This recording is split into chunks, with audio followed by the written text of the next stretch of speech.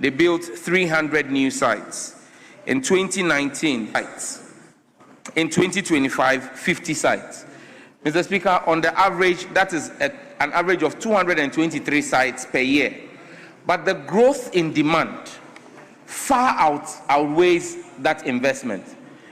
Mr. Speaker, under this administration and this year, we've given a directive that an MTN is complying with 800 new sites compared to what has always happened. Telecel is doing 350 new sites. So we are hoping that by end of year, we'll have 1,150 new sites, which should improve the quality of work. Mr. Speaker, we are fixing a decay of 10 years. It will take some time, but we're hopeful that it will be fixed. Thank you. Honorable Zanato, any supplementary question? Yes, Honorable Speaker. Could the Minister shed some light on what accounted for the sharp decrease in the number of sites in 2024 and 2025? Yes, Honorable Minister. Mr. Speaker, from what is available to me, it was simply poor enforcement from the regulator at the time. The regulator now is on top of his job and ensuring that the telecom companies invest to match the growth in the network.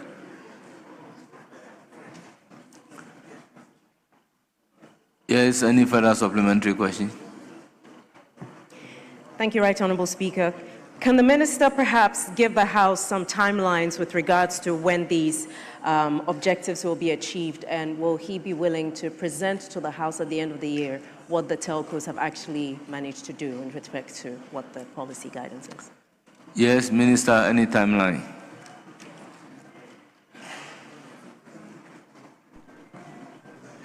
Right Honourable Speaker, the 800 sites that MTN is working on, a number of them have already started. Their site acquisitions have been done. A number of them have actually come up, and the regulator is working with them. The timelines that we've given ourselves at the ministry and the regulator with the network operators is by end of year. And so, Mr. Speaker, I can commit to come and report to the House before the House rises in December on the total number of sites, and we will break it down regionally and per constituency. The 800 sites that MTN is supposed to build will report to the House. But, Mr. Speaker, may I seek your guidance on a matter related to the questions? I received notice from Parliament in March to respond to some questions, and you remember I came here that day to answer the questions. Unfortunately, that's the day that the minority leader gave his famous proverb.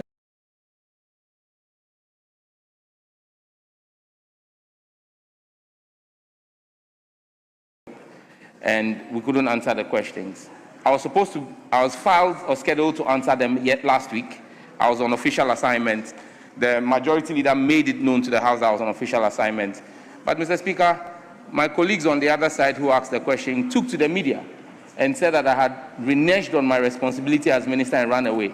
Today, I have come to answer the questions. They have withdrawn the questions. Honorable Matuyundam is sitting in the chamber. He asked the question. Honorable member. Kabiru Tia went on social media. Please, on today's order paper, 2 questions are slated for you. The previous ones would accordingly be programmed for you to come and answer. Mr. Speaker, the reason I'm asking this is because you need my guidance. That's why I'm saying that for today, 2 questions are programmed for you to come and answer, and that is the limit. The directive was to the effect that the questions that you were not available, we knew you travel outside the country to answer. We directed the clerk at table to reprogram the question for you to come and answer. Do you have any supplementary? Mr. Speaker, I'm just for avoidance. Yes, that is my guidance. I'm just wanting to understand that are the questions withdrawn or rescheduled? Reschedule. questions are rescheduled. Mr. Speaker, that's not the indication that has come to me. The indication that has come to me from the table office is that they've been redrawn. Well, that information has not gotten to me. Any other supplementary question?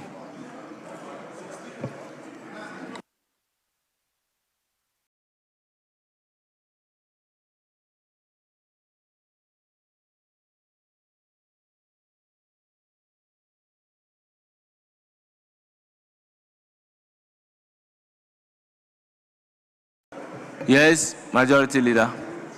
Mr. Speaker, this morning at Business Committee meeting, the Honorable Habib informed me that they had withdrawn the question, not rescheduled the question.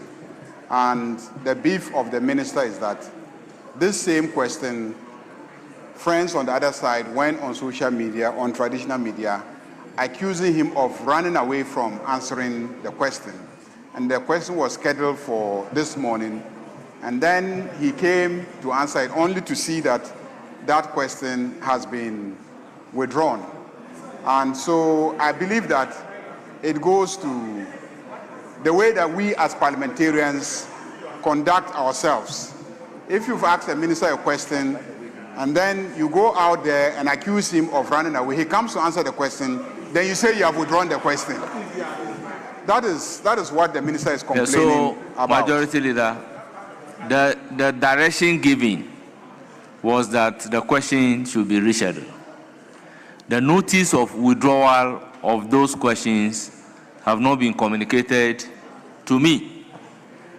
So if before the withdrawal, certain statements are made in the social media, then the social media is available for you to.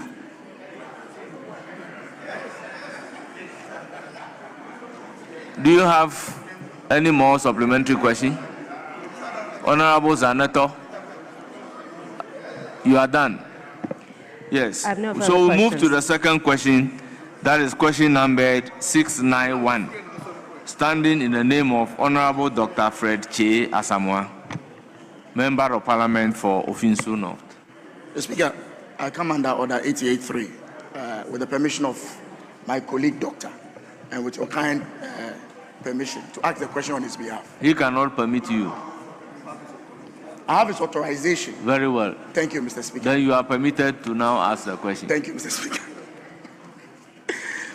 To ask the Minister for Communication, Digital Technology and Innovation the status of the rural telephony project at Akumadan District Assembly, as well as in Kwankwa, Mankraso, in Kweduano, Akrofua, Gwinidebi, Seseko, in Pemu, Brehoma, and Nyamibetre in the Ofinsu North constituency. Yes, Honorable Minister.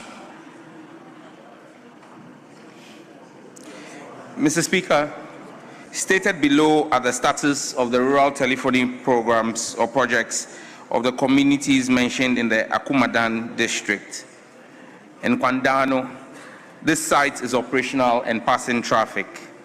Seseko, the site has been built and operationalized.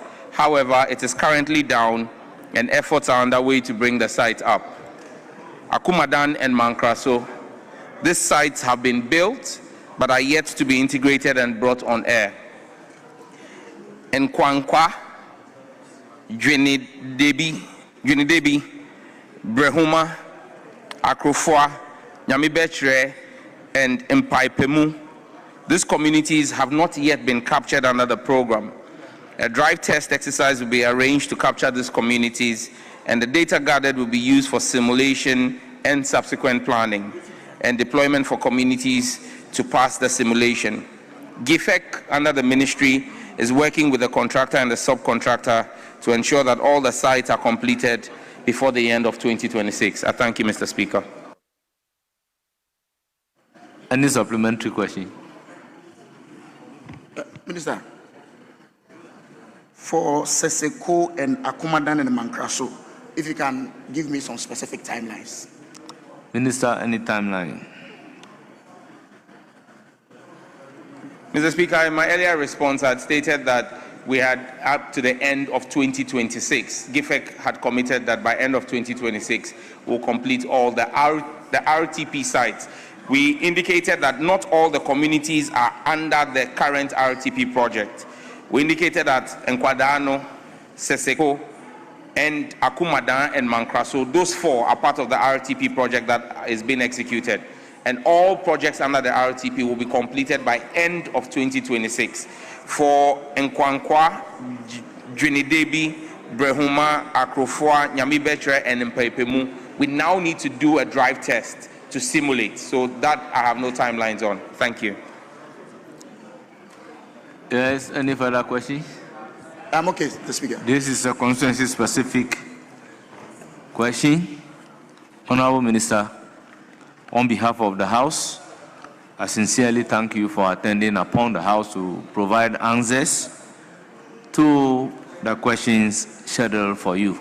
You are accordingly discharged. Yes, Majority Leader.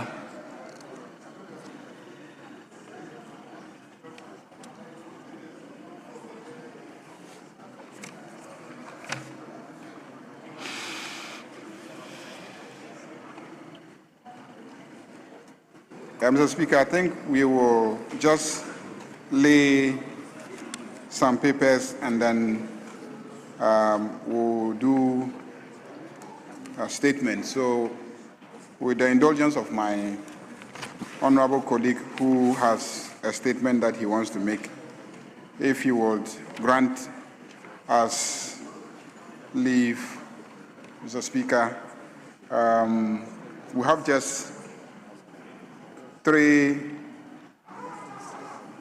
audit statements to be laid by the Minister for Local Government, Chieftaincy and Religious Affairs, 10A. And then also 10B and C are not ready. So we'll just take 10A with your indulgence, Mr. Speaker, so that we can go to commencement of business, lay the reports, and then come back and take the statement. Yes, Minority Leader. Mr. Speaker, the Majority Leader's request is not complete, even though we don't have any problem. But who is going to do it? He did not give that indication. But we don't have any problem with us doing this business. But who is going to do that? Because I can't see the minister responsible for local government in the chamber. So why are you jumping the gun? Wait, if you get there, you will see whether he will make the relevant applications or not. Mr. Speaker, he will come to plead now with the us application is to somebody. vary the order of business. Mr. Speaker, we don't have any problem. Very well. At commencement of public business, presentation of papers. Yes, Majority Leader. Mr. Speaker, indeed, it is the case that the Minister for Local Government, Chieftaincy and Religious Affairs is not readily available to lay these papers. So I will crave your indulgence for the Minister for Communication, Digital Technology and Innovations, with your indulgence to lay the report on behalf of, the papers on behalf of the Minister for Local Government. Yes, Minority Leader. Mr. Speaker, I was thinking that the Majority Leader will bring his award-winning ministers to do this business on his behalf. Why Sami didn't get an award and you rather want him to do that? But Mr. Speaker, we don't have any problem. But next time, bring your award-winning ministers to do this business on your behalf. Yes, Majority Leader. Mr. Speaker, looks like Honorable Idrisu Habib Alhaji is not happy because he didn't get an award. Mr. Speaker, please, can you arrange an award for him so that this House can conduct business smoothly? Very well. Yes, Honorable Minister. Item numbered 10A I.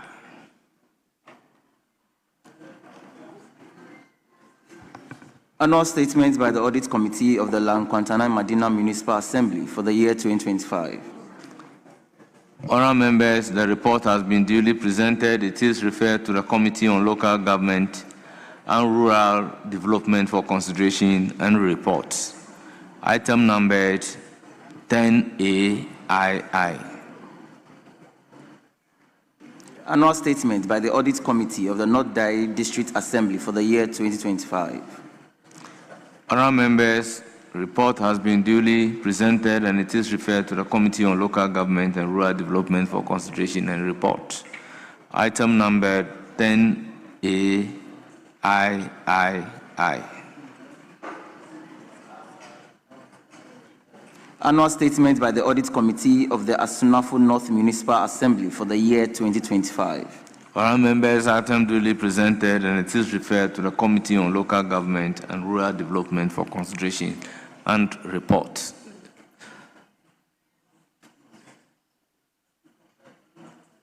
Yes, Majority Leader. Yeah, Mr. Speaker, I'm told that items 10C, I, Roman numeral 1 to 4 are all ready for laying. Given that we've been urging the committees to present their reports, when they bring it, I think that we should hasten to lay them.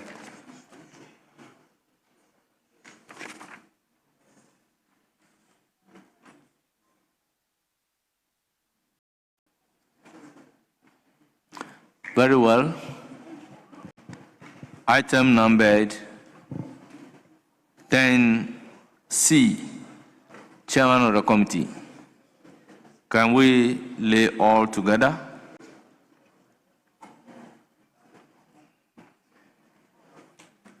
Yes, Mr. Speaker.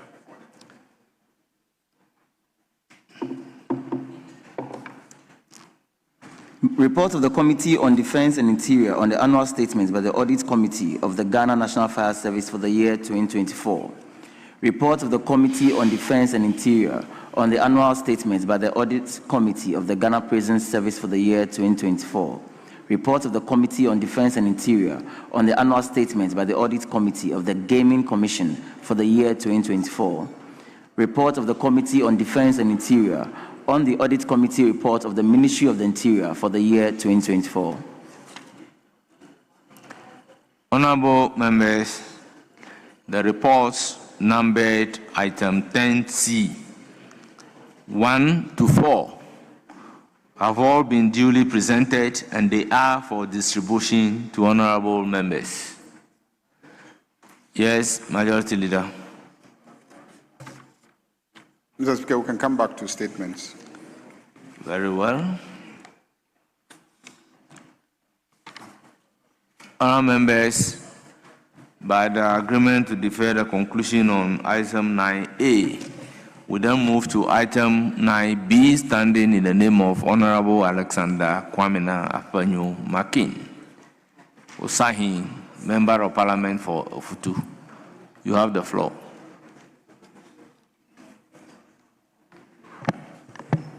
Speaker, let me thank you for this treasure space to make this statement on the matter of free speech, civil liberties, and the rule of law in Ghana. Speaker, there are moments in the life of a nation that demand more than politics, moments that call upon us to speak as custodians of something sacred. This is one of such moments.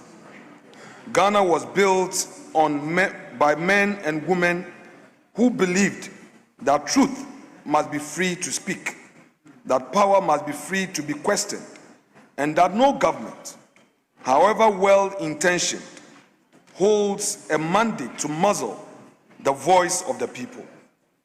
What is happening in this country today goes beyond partisan politics. It is a question edged into the conscience of the nation itself about the kind of Ghana we are and whether we still have the courage to remain the Ghana we promised the world would be. Ghana's democracy is among the most celebrated on the African continent. We have earned that distinction through decades of sacrifice, civic vigilance, and unrelenting commitment to constitutionalism. we have weathered coups, transitions, and the painful growing pains of young republic. Each time, we have chosen to return to the rule of law. Each time, we have reaffirmed that the will of the people, freely expressed, is the only legitimate source of power in this land. The right to free expression, enshrined in Article 21(1)(a) of our Constitution, is a birthright. It is the oxygen of democracy. And when that oxygen is restricted, the body politic begins quietly and dangerously to suffocate. Now, the weight of what has happened, Mr. Speaker, it is now a matter of public record that a number of Ghanaian citizens, members of the opposition New Patriotic Party, have been arrested in circumstances that have unsettled civil society, alarmed legal community, and provoked anxiety among the Ghanaian public. We do not use the word anxiety lightly. Anxiety is what people feel when they begin to wonder whether the rules that protect them still apply. When they begin to calculate before they speak whether speaking is safe. That is a profound and dangerous shift in the relationship between a government and its citizens, and it must be named for what it is. Mr. Speaker, let us be very honest about what free speech actually means in practice. Free speech, in its truest and most necessary form, is the freedom to criticize, to dissent, to challenge, and to demand accountability from those who govern. That is its purpose. That is why it is protected. We are mindful that there will be those who argue that the law is simply being applied, that no one is above the law, and that the arrests in question are matters for the court to resolve. We do not dispute the authority of the courts. We do not question that the law must apply equally to all. But we also know, as students of history and as people who have lived in this country through its many seasons, that the law can be technically applied and fundamentally abused at the same time. Now, let me deal with what is at stake. Mr. Speaker, some may wonder why this House should concern itself so deeply with the arrest of a number of individuals. The answer is that we are here for the principle, because the principle, once compromised, does not stop at a handful of arrests. It proliferates. History on this continent has shown us with painful clarity how the erosion of free speech begins. It rarely begins with the silencing of everyone. It begins with the silencing of some and the silence of everyone else in response. It begins, Mr. Speaker, in moments precisely like this one. Mr. Speaker, Ghana has built its reputation painstakingly. We are looked upon across Africa as a model, a proof of concept that democracy can take roots and flourish on this continent. Other nations have drawn encouragement from our example. International partners have invested in us precisely because we have consistently demonstrated that our institutions are stronger than any individual administration. We must not, in a moment of political temperature, squander what generations labored to build. History has taught us at great cost that the suppression of political speech has never served this nation well.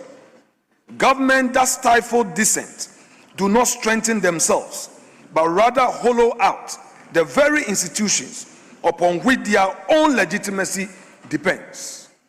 A democracy that is healthy enough to tolerate criticism is a democracy strong enough to endure. And a government confident enough in its own mandates has no need to fear the voices of those who disagree with it. I call to the order side of this House. Mr. Speaker, we, the minority, hereby appeal without reservation to our friends across the aisle and to every member of this House. Let us be consistent. The standard we apply today to the treatment of the opposition must be the same standard we would demand were the roles reversed. This is not a matter of political courtesy. It is a matter of institutional survival. The norms we establish in this chamber today will outlast every one of us. They will govern how power is exercised and how rights are protected long after this parliament has dissolved and a new one convened. We are not only making decisions for today, we are writing the rules for tomorrow. Ghana's democracy belongs to all of us. It is not the inheritance of any single administration. We are all its custodians, and we will all answer to history for how we chose to steward it in moments exactly like this very one. Our demands as minority, Mr. Speaker, we contend that Ghana has come too far. We have paid too high a price for the freedoms we enjoy to allow them to be quietly diminished in moments of political convenience. Let this House today be the guarantor of those freedoms. Let our deliberations send a message to every Ghanaian in every corner of this country that their voices matter, that their rights are sacred, and that this parliament stands ready, willing, and resolute in its defense of both. Let Ghana continue to be that nation. Let this House, regardless of political persuasion, stand as one voice in defense of the liberties that generations of Ghanaians have fought and in some cases given their lives to preserve. Thank you so much, Mr. Speaker, and thank you, colleagues, for your kind audience.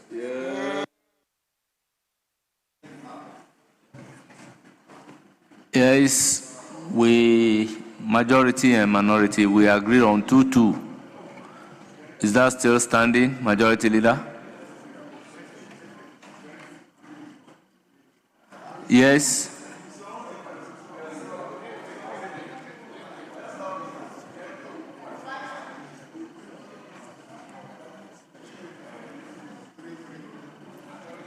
Yes. 5-5. I think. 4 and then 1 on leadership. So if 5-5, how many statements can we take today? Plus leadership. Honorable Patricia Piaget, if it is 5-5, Yeah. how many statements can we take today? 2. We are taking 2 statements. Yes. So 5 So and 5-5. It's fine. yes, 5 Yes, is it- 25, it- 25. oh, It's just 50. No, I don't think so. 4 plus 1. The leadership. Pardon? 5-5. I think 5 minutes comments were not. Please, I think people are very much interested in the subject. So let's give them the opportunity to express Honorable themselves. members, I Right. believe Thank you. if one person is speaking for 5 minutes and we are taking 5-5, that is 10 people. By 2 statements, we should be going beyond 2 hours. We can operate within an hour.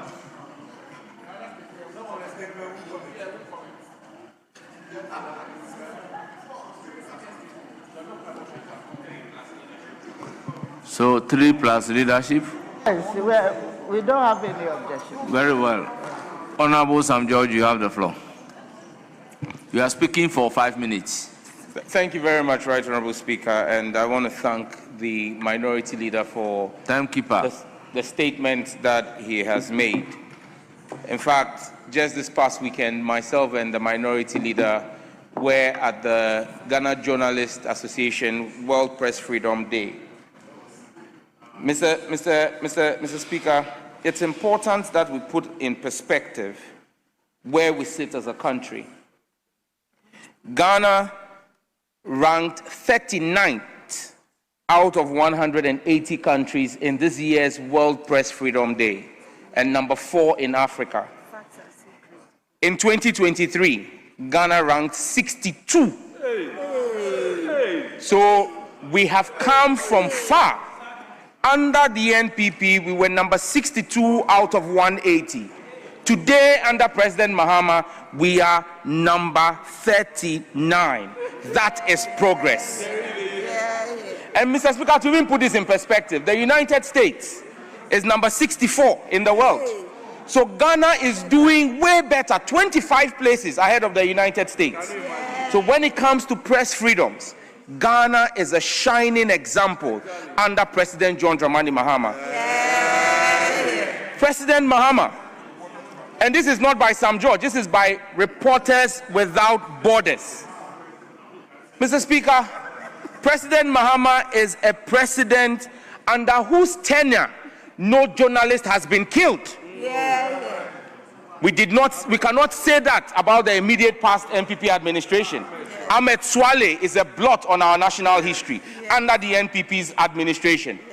Under President Mahama, no journalist has had to travel out of this country out of fear for his life. Manasseh Azuri Awuni ran away under the NPP.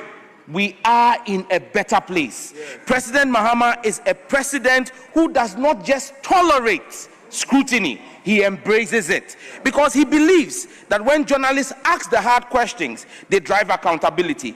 But Mr. Speaker, freedoms are not absolute.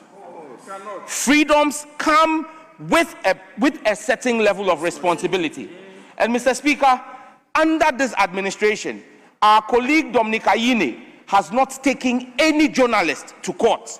But under the NPP, the Attorney General dragged Ohini Boama Beni to court and got him jailed by the courts. That is the record of the NPP. The likes of Captain Smart, the likes of Kwabna Bobie Ansa, state-sponsored persecution of journalists as a thing of our past that ended with the abysmal defeat of the NPP and will not happen under the Mahama administration.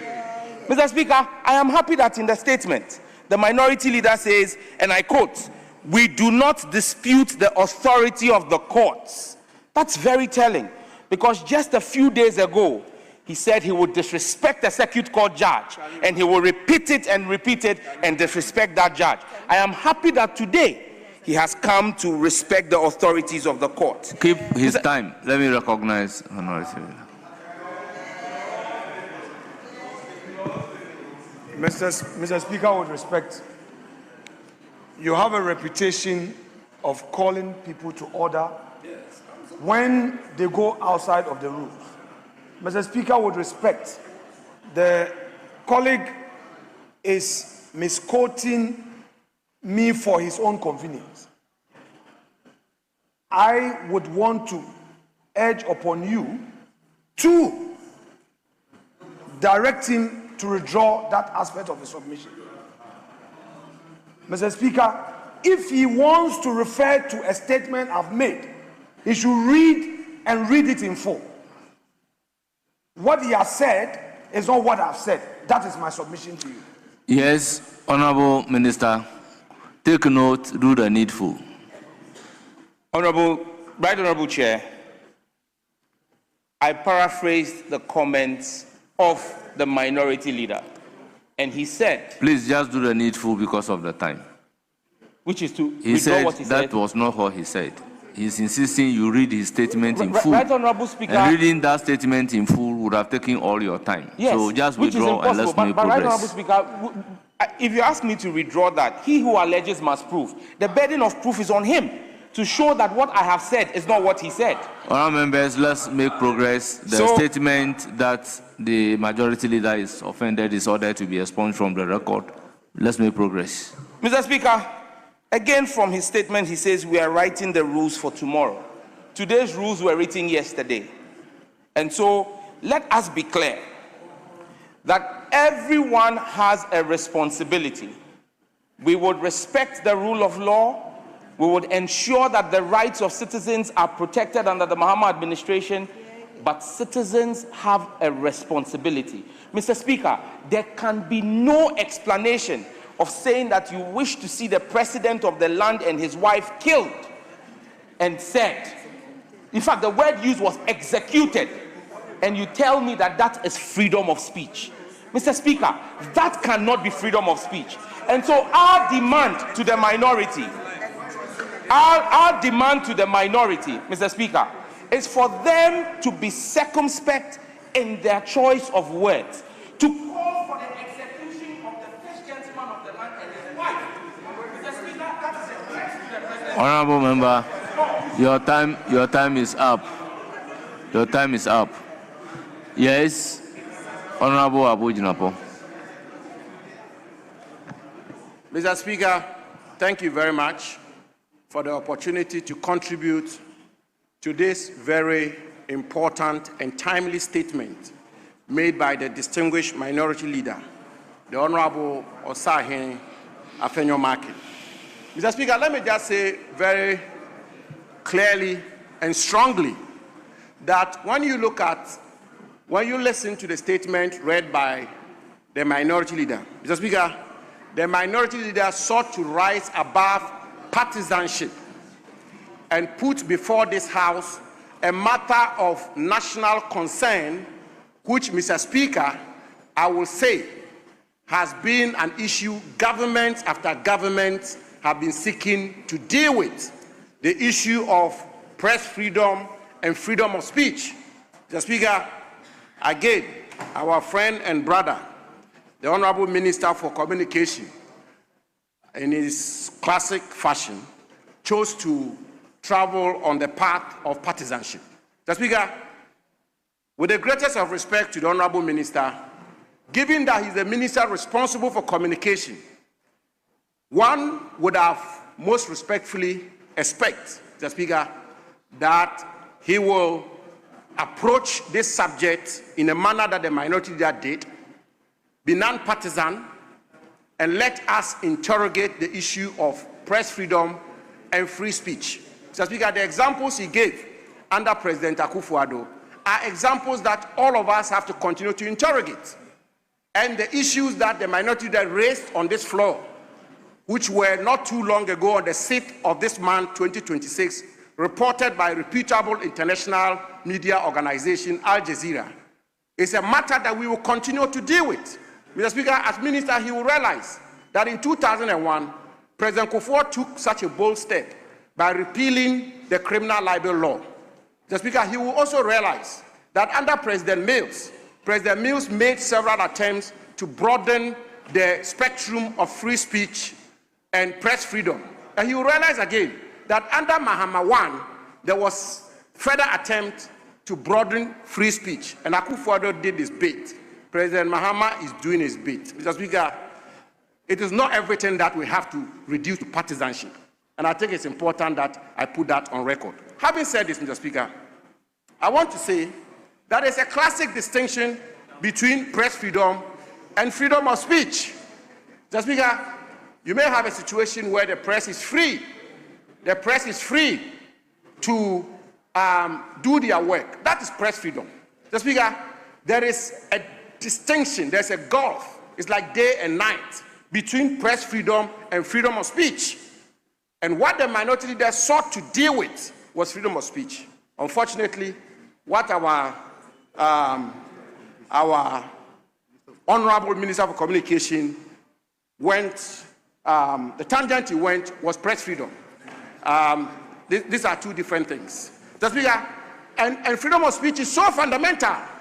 Freedom of speech is so fundamental. Mr. Speaker, I'll give an example where sometime in 2010, President Obama, an American citizen, broadcasted publicly that he was going to ban a holy book, one of the holy books of the major religion in our world, as a sign or a demonstration of freedom of speech. And the consequences would have been catastrophic for American foreign policy and American interests. The president did not have him arrested. The president actually invited him, coaxed him, and persuaded him, Mr. Speaker, not to go on that path of freedom of speech. Mr. Speaker, it's also important for me to make this point. Mr. Speaker, when people infringe on freedom of speech, when they abuse freedom of speech, Mr. Speaker, in many cases, the redress is not to arrest them and take them to the criminal justice system. The redress is when your reputation is injured, and when you feel your reputation is injured, even if you are the president, your redress is to take the civil path of defamation.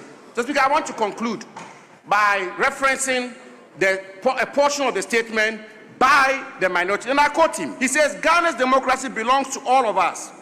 It is not the inheritance of any single administration. We are all its custodians, and we will all answer to history for how we choose to steward it in moments exactly like this." And I quote, Mr. Speaker, when you're on this side, the right-hand side of the Speaker, sometimes these kinds of abuses are accepted. But when you're on this side... Honorable member, your time is up. Yes, Honorable John Jinapor. Mr. Speaker, let me thank the minority leader for bringing this issue to the fore, because it gives us the opportunity, first of all, to set the record straight. And Mr. Speaker, let me put on record and let me succinctly, without equivocation, without a shred of evidence, that under President Mohammed's administration, there is no threat to freedom of speech, there is no threat to press freedom, and that if you communicate within the ambit of the Constitution, you would have no problem with the Republic, you have no problem with the state agencies. Mr. Speaker, I just want to quote one statement. This is Ghana Web. Mr. Speaker, young woman arrested for threatening President Mahama. Mr. Speaker, when you threaten the president, even in the most advanced country, even in the most democratic country, it's incumbent on the security agencies to invite you, pick you up, or act in accordance with law. And that is exactly what has been happening. Mr. Speaker, I recall, Honorable E.T. Mensah, a member of parliament, a former minister.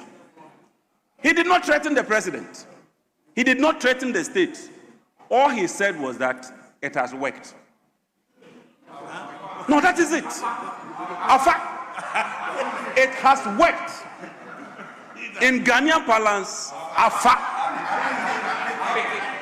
No, not picking. He was picked. After stating that or it has worked, he was picked up. True or false? Jijote. You recall Jijote? She was arrested under President Kufuor. You recall Kwaku Anyido? That day when I went to the police headquarters, I was beaten mercilessly. I had to run away. So please don't create this impression as if President Mahama has become president and all of a sudden heaven has broken loose and people are arrested left, right, and center. That is not the case. That is not the case. I side with the minority leader that as parliament, we should encourage press freedom, we should encourage freedom of speech, but freedom of speech is not tantamount to threatening the president. Please, I'm not even interested in stop insults. the time for John Jinapor. Yes, minority leader. Speaker, with respect, the Honorable Minister for Energy and Green Transition is so well respected by this House. Mr. Speaker, for him to go on public record to say that he was beaten mercilessly. Mr. Speaker, no, Mr. Speaker, Mr. Speaker, Mr. Speaker, Mr. Speaker, Mr. Speaker.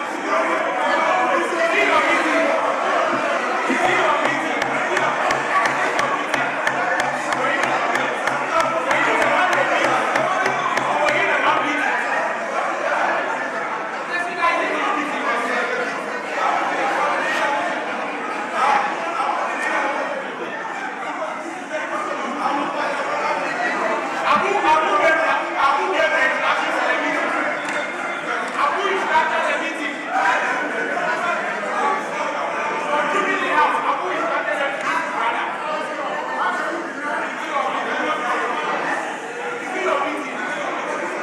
Honourable members, order. Honourable members, order. Yes.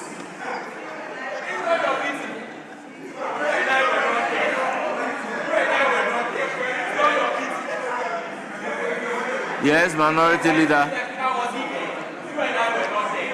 Yes, Minority Leader. Mr. Speaker,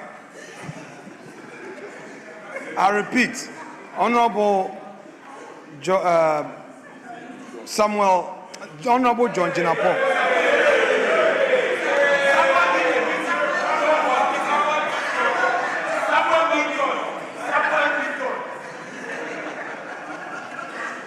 Mr. Speaker, Dr. John Jinapor. Mr. Speaker, is a respected member of this House. Mr. Speaker, for him to go on public record to say that, Mr. Speaker, he was mercilessly beaten without, Mr. Speaker,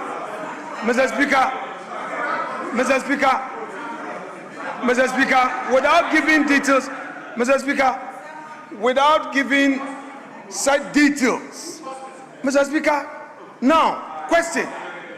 If he was beaten mercilessly, Mr. Speaker, this is a public record, and he's a Minister of State.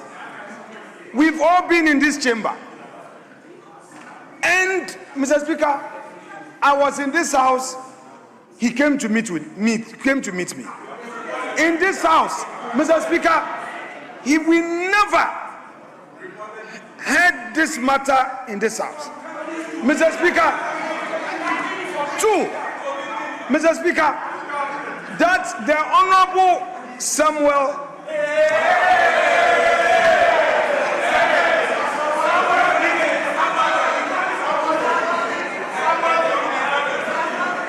Mr.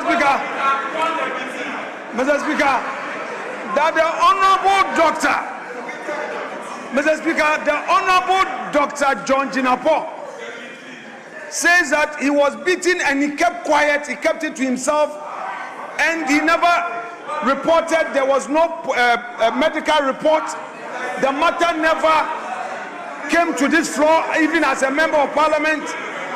And Mr. Speaker, today, Mr. Speaker, if he said it on a lighter note, he should indicate so or withdraw. Mr. Speaker, this is Hansard. I will plead with him. This is Hansard. Maybe you can avoid such exaggeration. But Mr. Speaker, I do not think that it's appropriate for a Minister of State to say something on public records, the existence of which cannot be verified. Mr. Speaker, the existence of such act cannot be verified. The country is hearing of this the first time. And if he's saying it on a lighter note, I would want him to take note, because Hansard does not know. Hansard does not know your intention. Hansard would only record the words. So, Honorable Dr. John Jinapor, I beg of you, I cannot direct you to withdraw, but I beg of you to do the needful. Honorable Jinapor, you have the floor. Mr. Speaker, this is a very serious matter. And Honorable Afenyomakin, I also respect you a lot. If you look at Wednesday, 28 March 2018, former President Mahama has condemned the police for what he described as their high-handedness response to innocent Ghanaians who massed up at the police headquarters on Tuesday night in solidarity with arrested NDC General Secretary Kwaku Anyedeho. And Honorable Afenyomakin, let me tell you the truth. I was beaten. I'm not kidding. No, I'm not kidding. Look, I went there that evening to show solidarity, because then, at that time, President Mahama had gone to the CID headquarters to observe what was happening. And when we messed up, I recall this COP Kwesi Fore was his name. Yes, he came with the men. They started pouring hot water, that water with a chemical. They started pouring and they started beating us. I'm being frank with you. I had to run away that day. This is on record. So when I stand here to make this statement, that we're beaten, it is true. We were beaten. Stop the time for John Jinapor. Please stop the time. Honorable members, let's have some order. Let there be order. Honorable members, let's have some order. Samuel Jinapor, please resume your seat. Please resume your seats. Honorable members, order. You now have the floor. Honorable Jinapor. Mr. Speaker. John Jinapor, you have the floor. In concluding,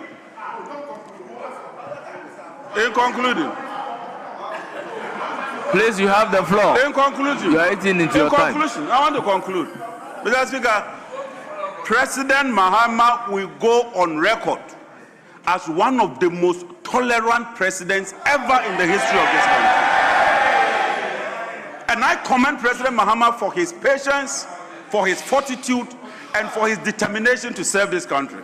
On this note, Mr. Speaker, I want to make it clear that whilst you have the right to speech, whilst you have the freedom to speak, you do not have the freedom to threaten the life of the president. Thank you very much, Right Honorable Speaker. Yes, Honorable.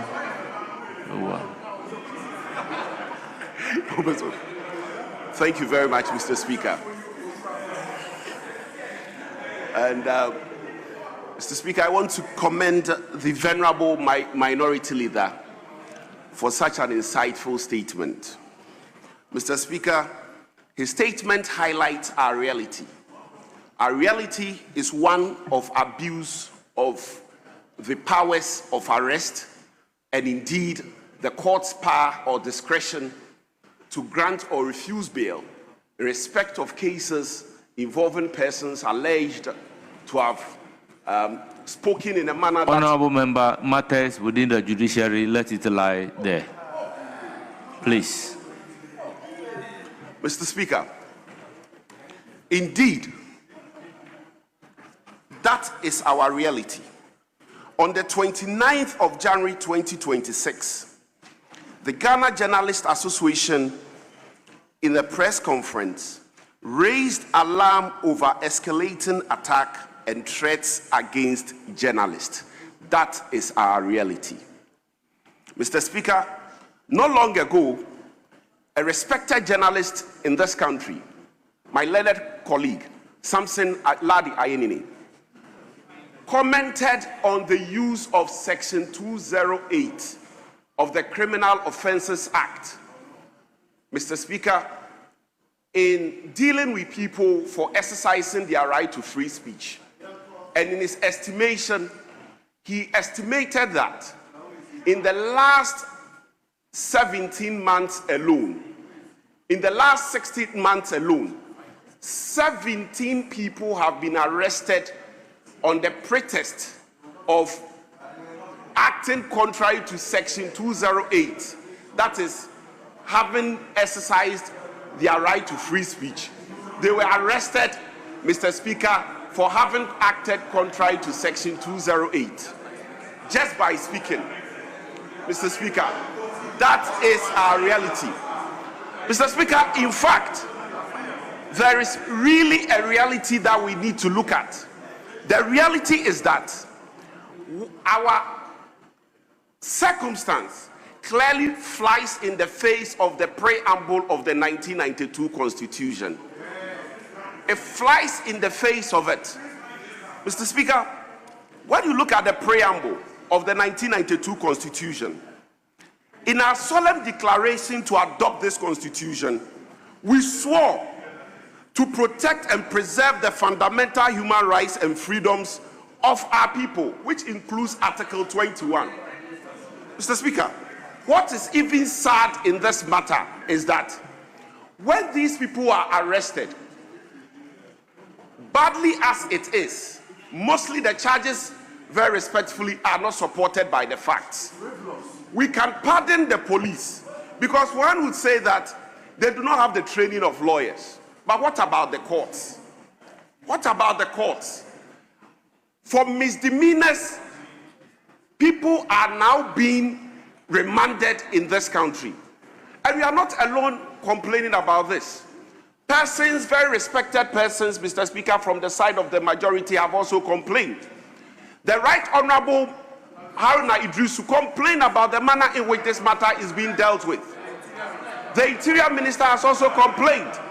Mr. Speaker, we are not alone, and we are inviting our brothers to join us.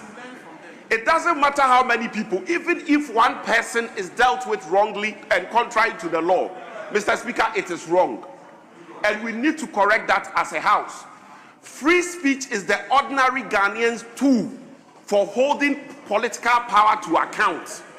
Mr. Speaker, ours is protected in this chamber by the Constitution. And so, Mr. Speaker, if their speech, their right to free speech is being curtailed through intimidation and frequent arrest, their right to hold politicians to account is being taken away from them. And that, Mr. Speaker, cannot be pardoned. Mr. Speaker, in conclusion, it is sad that unless our brothers join us in fighting this, there's the propensity that the president risks going down in history as the president under whose tenure innocent people were arrested and remanded just by exercising their right to free speech. And that, Mr. Speaker, will not be good for the president. Mr. Speaker, this is my submission. Yes, honorable member. Thank you very much, Mr. Speaker. Mr. Speaker, I want to also commend the maker of the statement for bringing out this topic for all of us to judge on. Mr. Speaker, let me say that the Constitution, as rightly quoted by my friend, states that the sovereignty of Ghana resides in the people. The sovereignty of Ghana resides in the people. And the preamble says that in the exercise of our natural and inalienable rights to establish a framework of government which shall secure for ourselves and posterity the blessings of liberty, equality of opportunity, and prosperity. Mr. Speaker, this Constitution gives us that right to exercise whatever we have to do in the state for the benefit of ourselves and for the benefit of posterity. Mr. Speaker, I was expecting that instead of talking about free speech, we should talk and hammer on irresponsible speeches.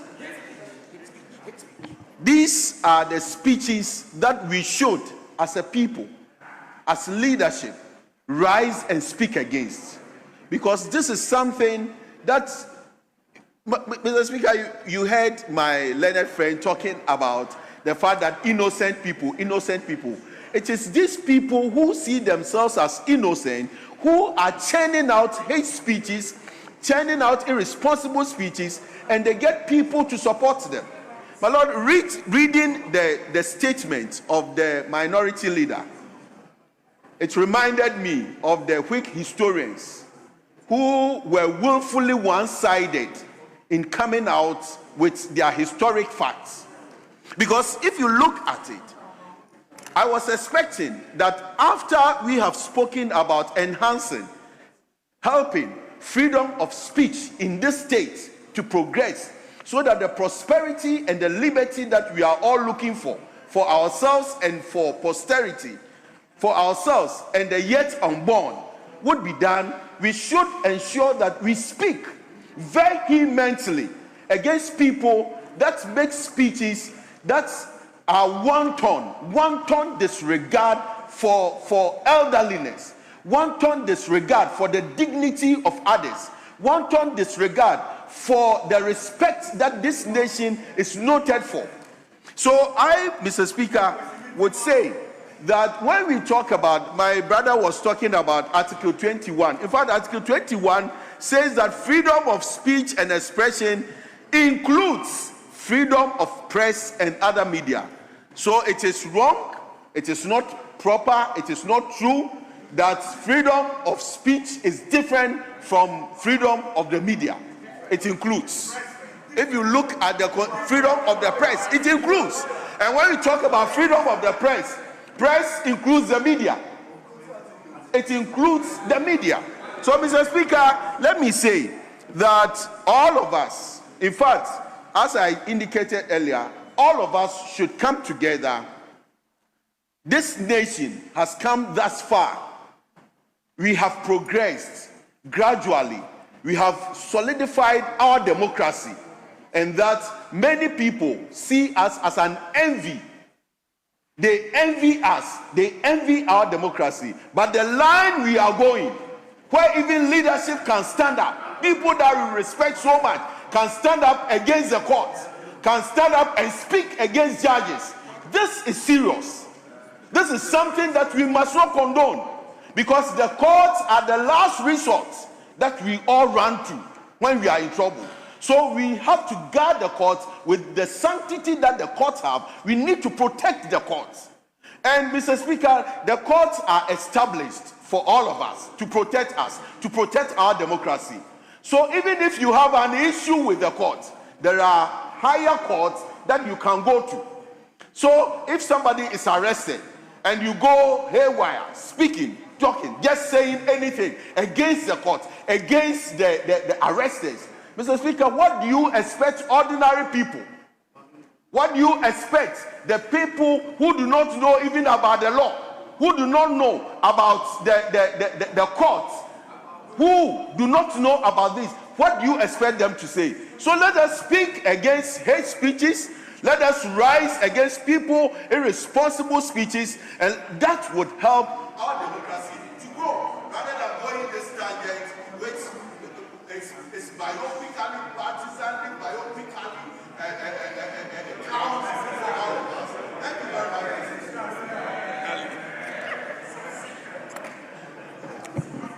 Yes, Honorable Nyindam, you have the floor. Thank you, Right Honorable Speaker, for the opportunity to also contribute to the statements ably made by the minority leader. Mr. Speaker, I believe that we all here will not be happy, if what happened to some of our colleagues directly happens to any of us. Mr. Speaker, in January 2023, 8 female students from China Senior High School in the Upper East region made some statements about former President Nana Addo Dankwa Akufo-Addo. And this is what they said. Mr. Speaker, they insulted the president to the extent that they even named the president's head, and went ahead to say that they want to use the president's head for Pito. We all saw it in this country. Today, you cannot see it. Mr. Speaker, today, the majority side never heard it. Mr. Speaker, the school authority decided to dismiss these students, but the president, Nana Addo Dankwa Akufo-Addo, intervened and told them to please find another disciplinary way not to dismiss the students because their future is important. Mr. Speaker, nobody, I am not endorsing irresponsible speeches. I am not endorsing it. And I will never endorse it. Today, my colleague Sam George mentioned a statement made by somebody and said that person is calling for the death of the president. It's an irresponsible speech. I will not endorse it. But Mr. Speaker, so must we arrest such a person and put the person in detention to the extent that we call a bail condition that that person cannot provide? Is that what we are calling for this country? Those speeches that those children made, these SS students, they were even fed by the government by then. They were never arrested. That is the difference. That is the, Mr. Speaker, today, depending on where you are, depending on where you sit, you will never see anything wrong. The majority will never see anything wrong. But, Mr. Speaker, I saw something wrong. Mr. Speaker, let's be careful. There are issues that we must speak with one voice. Speeches like this must receive a unanimous discussion from the House. But if we decide to politicize everything, tomorrow, Mr. Speaker, the tables will turn. The tables will turn. The tables will turn. Mr. Speaker,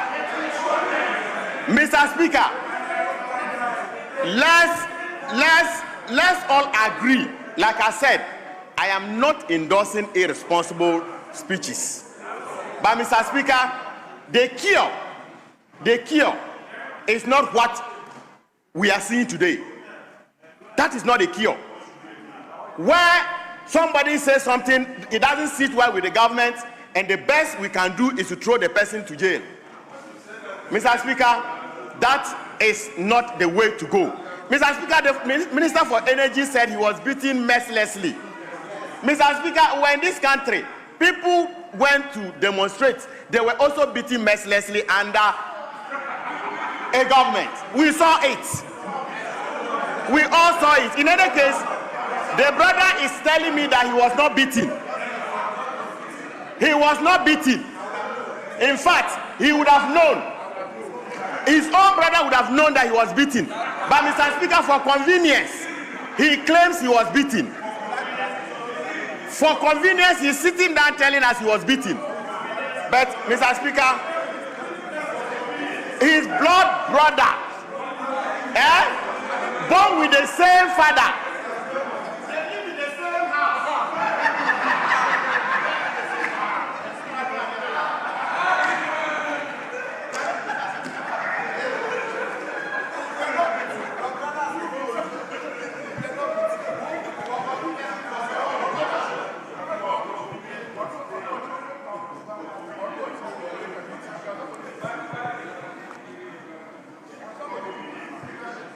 Yes, let me give the floor to the back.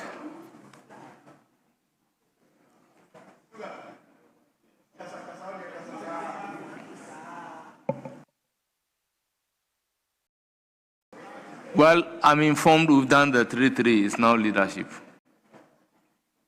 So, minority leadership.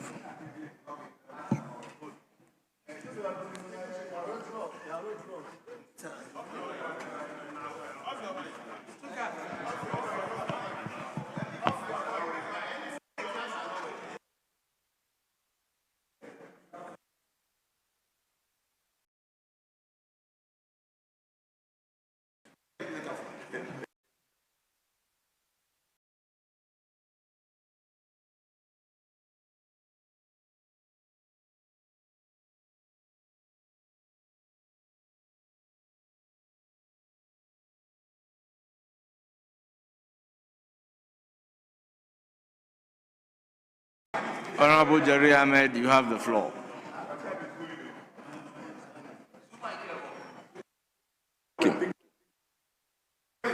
It is working now. Speaker, let me thank you very much for this opportunity, and then also commend highly the mighty minority leader, Hussein Alexander Kwame Afenyo-Markin. Speaker, I start with a quote, and with your permission. On this quote, I'm taking from Justice William Joseph Brennan Jr., as it then was. And Speaker, it goes like this. In the case of New York Times Company versus Sullivan 376 US 254 270 in 1964. Speaker, debate on public issues should be uninhibited, robust, and wide open, and that it may well include vehement, caustic, and sometimes unpleasantly sharp attacks on government and public officials. Speaker, it goes on to say that erroneous statement is inevitable in free debate, and it must be protected. If the freedoms of expression are to have the breathing space that they need to survive, unquote, that they need to survive, unquote, Speaker. Speaker, I want to look at this as a political actor. And we are all seated here as honorable members of parliament who are political actors. Speaker, my wish would have been that we could have taken this statement and debated on same or commented on same without taking the political stance that we took. Speaker, whilst I proceed, let me make a clearer distinction that there is freedom of speech and there is press freedom. And Speaker, I start with another permission from you to quote from the Constitution of the Republic of Ghana. And Speaker, let me read Article 21, with your permission. 21:1. All persons shall have the right to A, freedom of speech and expression, which shall include freedom of the press and other media. Speaker, it's obvious that press freedom is a component of freedom of speech. And Speaker, let me proceed even with a further distinction. Freedom of speech is the right of individuals to express their opinions, ideas, and information without undue government censorship or punishment. It generally applies to all people. Speaker, emphasis is on all people. Speaker, when you come to press freedom, it is the right of journalists and media organizations, emphasis, journalists and media organizations, to gather, publish, and distribute news and information without government interference, censorship, or intimidation. Speaker, these are the clear, very distinct differences between freedom of speech and then press freedom, which press freedom is a component of freedom of speech. Speaker, as I now proceed, we have been, in very recent times, been confronted with a lot, and Speaker, the list is unending, a lot of arrests just because one is dealing with an issue of what? Expression, which is freedom of expression or freedom of speech. Speaker, people get to say very basic things and they are arrested. One is Dumso is back. And then you arrest the person. And Speaker, I have the list and I'm going to share with you. Speaker, the very recent one was published by one David Esando, who hinted that Dumso is back. Speaker, this young man was arrested from Aguna Stradru and was sent to a security institution unknown to his family and friends until about 2 days later. Speaker, I have a list of Kwame Bafo alias Abronye. I have John Intim-Fojo, who is our colleague. I have Paul Adomachi. I have Daniel Adomaku. I have Muhammad Zakuo.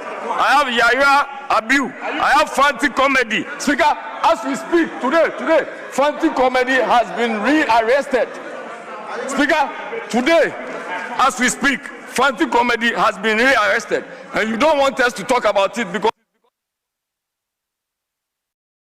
Honourable Member, your time is up. It's now the turn of the majority. Yes, majority. Please, everybody, 5 minutes. Mr. Speaker, today we are debating or commenting on a statement that relates to a very important principle enshrined in our Constitution, the freedom of speech. Mr. Speaker, in canvassing support for their claim that freedom of speech is under threat, they cite the case of a person who was allegedly arrested because that person said Dumso is back. Mr. Speaker, the irony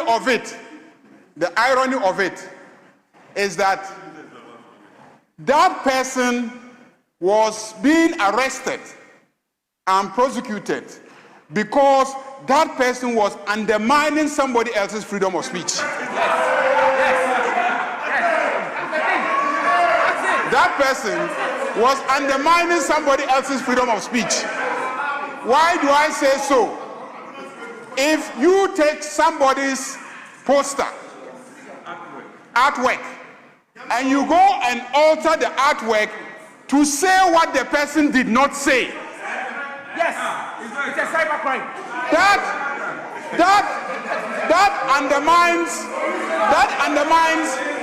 that undermines the right of that person to freely speak. So that was the crime. To misinform the public. Mr. Speaker, the issues before us border also on a second instance, which is somebody saying that the president should be killed. Somebody saying that the wife of the president. Somebody saying. Please, timekeepers, keep the time for the majority leader. Can we have some order in the house? Honorable Nuruddin, please, let's have some order in the house. Let's have some order in the house. Yes, majority leader, you have the floor. Mr. Speaker, somebody saying that a president should be killed and that his wife should be beheaded. Mr. Speaker, in this country, we are governed by laws. The Criminal Offences Act was passed in 1960.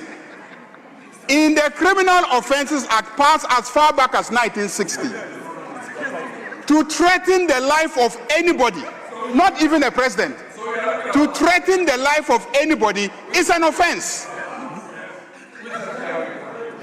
To threaten the life of anybody is an offense. So, Mr. Speaker, I am surprised that members of parliament will come to this house and make a statement in defense of somebody who says that a president should be killed. In defense of somebody who will say that the wife of a president should be beheaded.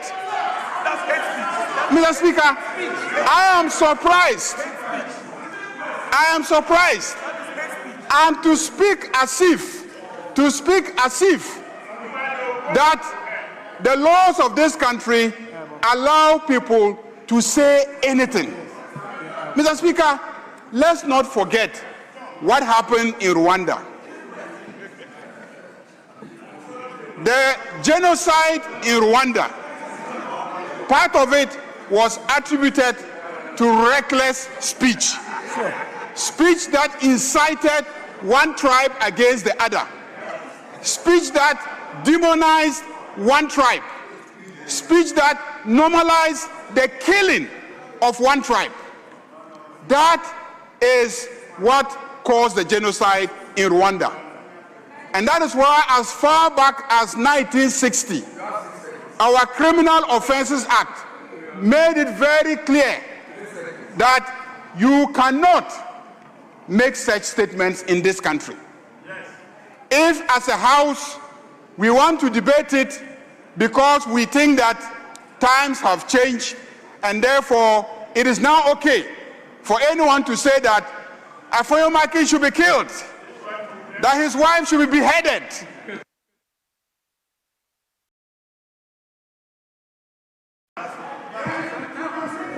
Honourable Majority Leader, with all due respect, your time is up.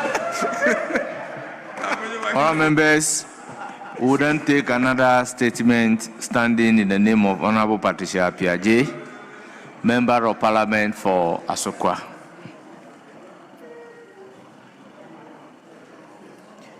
Thank you, Mr. Speaker.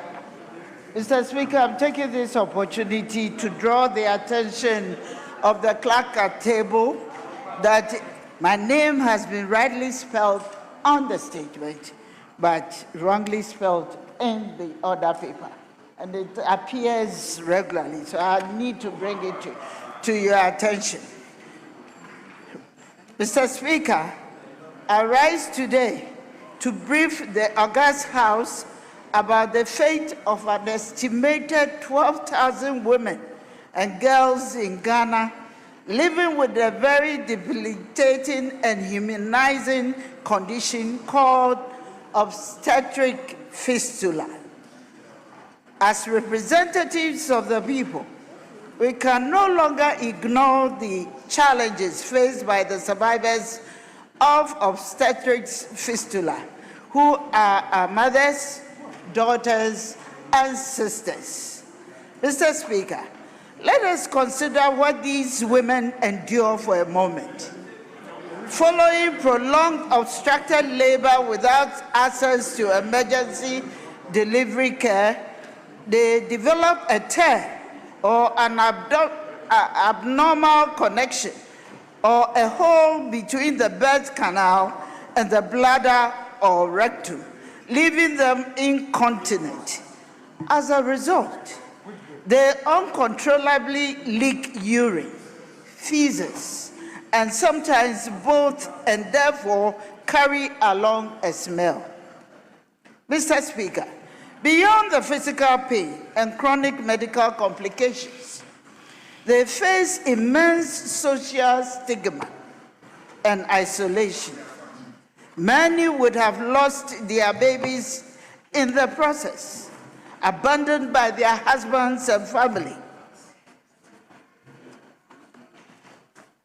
rejected by their communities, and left without any means of livelihood because of the smell in most cases.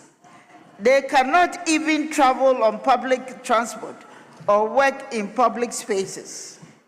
Mr. Speaker, if obstetric fistula was a person, I would profile such a person as lowly educated, married young, or got her first pregnancy as a teenager, mostly lived in rural areas with poor access to medical care, and would have lived with a fistula for between 2 years to as high as 20 plus years because she did not know it could be treated or because it cannot afford the repair cost.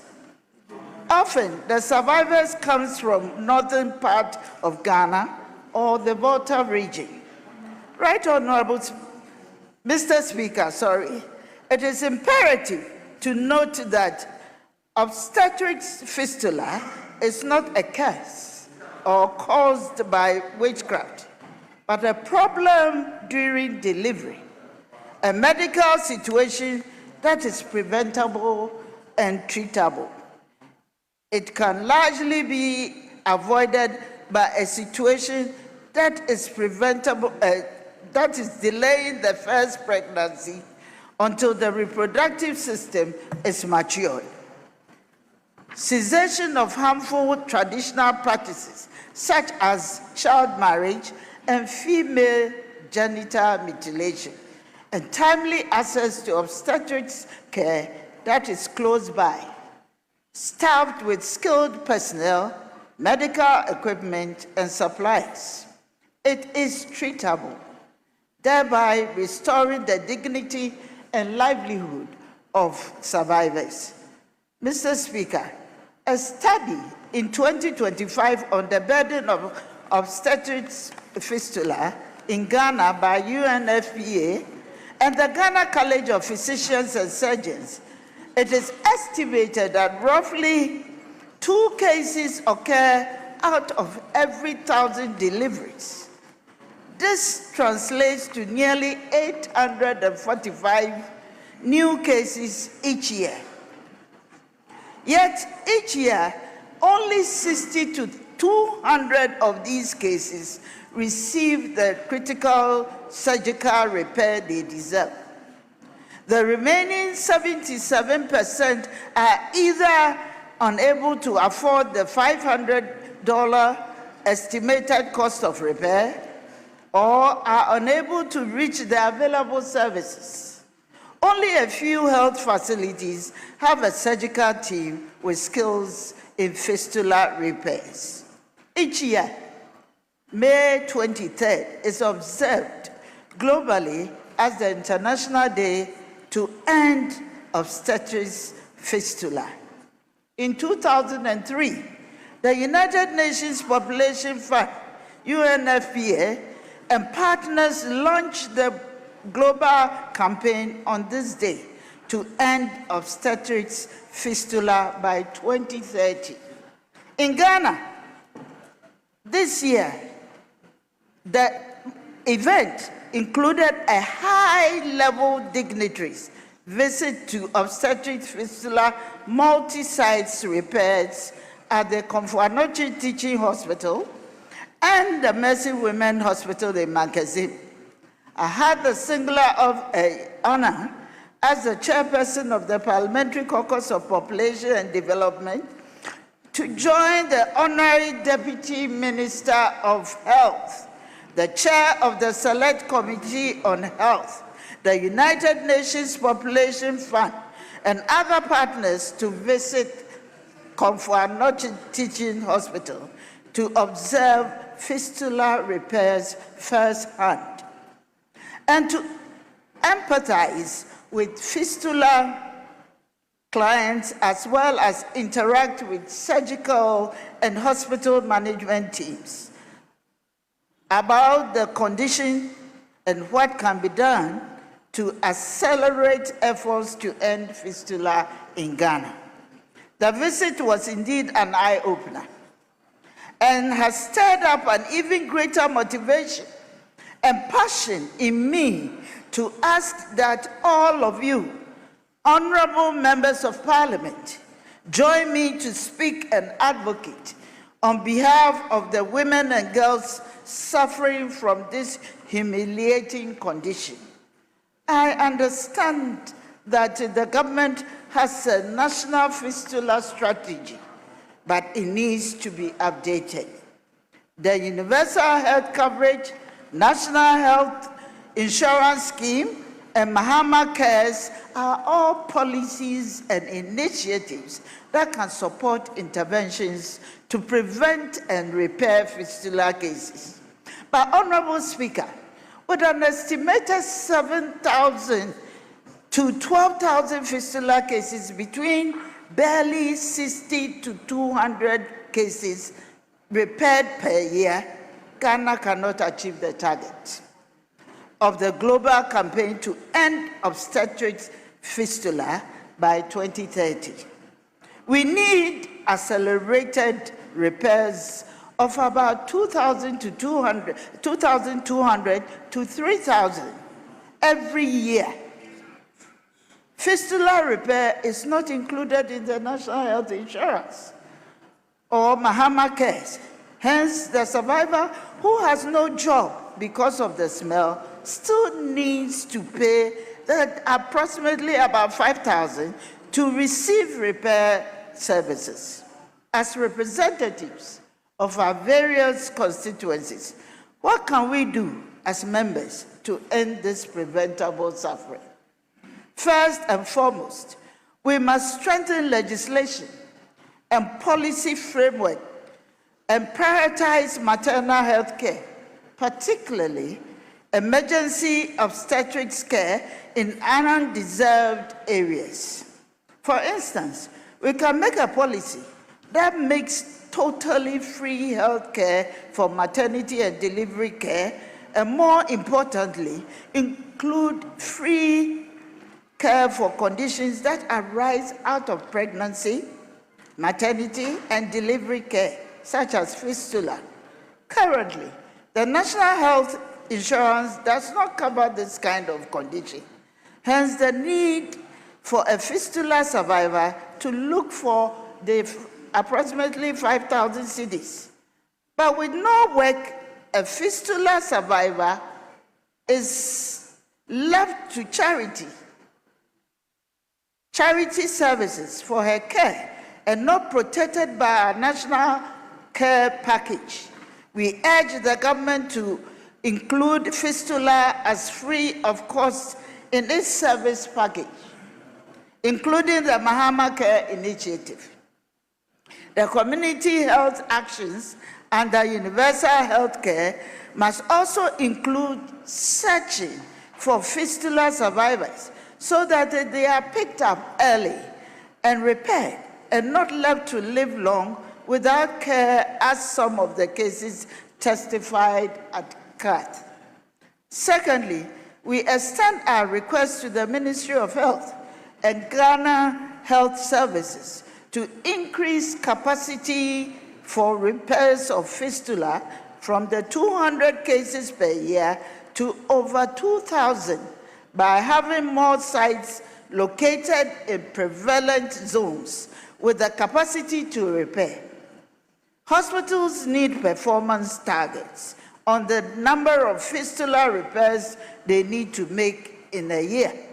If we are to achieve the 2030 target in terms of accountability, the Ministry of Health and Ghana Health Services should provide annual updates on cases repaired compared to targets. Finally, we must use our platforms and influence to mobilize our communities to raise awareness about obstetrics fistula, combat stigma, increase the number of repairs, and advocate for the dignity and rights of affected women. In working with traditional and religious leaders, we must proactively mobilize against teenage pregnancy and child marriage, and more importantly, support timely seeking care for the pregnant women to avoid delayed care that may lead to delivery complications. In conclusion, Mr. Speaker, a fistula is a problem we can address. Let us pledge to work together to create a future where no woman suffers his preventable condition, where every expectant mother can receive the care she deserves, and where those who have already been affected find healing, support, and respect. Honorable Speaker, obstetrics fistula occurs in these women mostly through no fault of theirs, but simply because they wanted to fulfill their reproductive function, to have babies. Sadly, despite their good intentions to contribute to humanity, we stigmatize and reject them. Perhaps we should support and celebrate them as heroes for life. Parliament, I wish to commend UNFPA and its partners for their work on fistula. I ask Parliament to let us join the partnership to end obstetrics fistula in Ghana now and act collectively to end obstetrics fistula in Ghana. I thank you for your attention. Thank you. Honourable members, that was a statement ably made. I will give the floor to Honourable Haji Alade. Thank you, Mr. Speaker, for the opportunity to comment on the statement ably made by my colleague, the Deputy Minority Leader, Honorable Patricia Ejei. Mr. Speaker, obstetric fistula has been in the system for quite a long time, and it's a very worrying source of pain to most women. Listening to what she has said, she has clearly stated why, where, and how. Most of these cases, as she mentioned, are from especially those in the northern sector, that is Upper East, Upper West, Northern region, and the other two. Then from the Volta region. Mr. Speaker, someone might ask, what is the cause? And when obstetric fistula is mentioned, it is simply a tear between the delivery part, that is the vagina, and the anus. When a tear occurs, to the extent that where the child is coming from and the anus tear and get together, now the anus can no longer control the feces, and the vagina cannot control the urine. So the two, which we know, flow just uncontrollably. They flow uncontrollably. And Mr. Speaker, you can imagine, especially the poor women who have no idea. Many a times, there are times, maybe when it also happens during when we have female genital mutilation. We have learned that during the cutting, sometimes the women who practice this incidentally cut wrongly, and we have this problem. During childbirth, when this happens, most of the women, because of lack of education, they do not know how to seek for health care, and they also do not have the funds, even if it is mentioned to them. And so some of them find it difficult to even come out of their shells and talk about it. And once they don't have money, and as she has mentioned, there are just but a few centers. And the very first one is what she mentioned to be at Mankasim, the Mercy Hospital at Mankasim. Now imagine a woman having to travel from the Upper East, most probably to Tamale, to Kumasi, to Accra, or to Mankasim. The lorry fare alone, the transportation stops that woman, not to talk about payment for the treatment. What I will suggest today is that, in the first place, education should continue, especially with the nurses and doctors who visit either homes, clinics, or the CHIPS. This education should be given so that women will be aware. That awareness should be created. Secondly,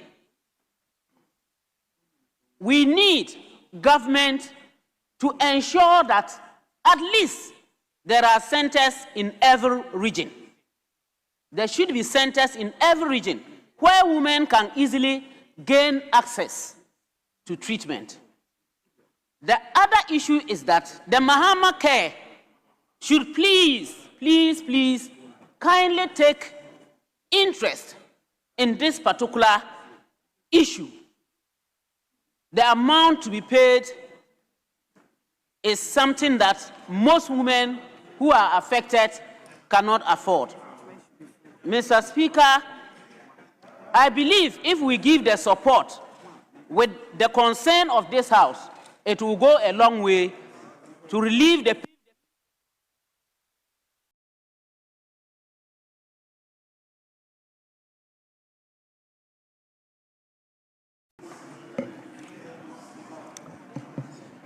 Yes, Dr. Nawani, you have the floor. Thank you, Mr. Speaker, for the opportunity. I want to thank the Honorable Madam Appiagyei for bringing this issue to the floor of Parliament. I think about a week or two ago, we were all in Kumasi, myself, the Deputy Minister, and Madam Appiagyei, to take part in the commissioning of a center at the Confanashi Teaching Hospital. But let me clear this thing. I think that let us not mix up urinary incompetence and rectal incompetence with a fistula. That is passing, not being able to hold on to urine or not being able to hold on to feces. In actual fact, she explained it during the statement, but let me repeat it. It is when the head of a baby is descending, coming down, and there's obstruction or a block. If it is at the back or posterior, that is where the rectum is. So it will erode the wall of the uterus, go and erode the wall of the rectum, and you have feces passing from the rectum into the vagina. So you have feces passing through the vagina. If it is in front, if the obstruction is in front, the erosion will take place at the front part, and on top of the uterus or in front of the uterus is the bladder.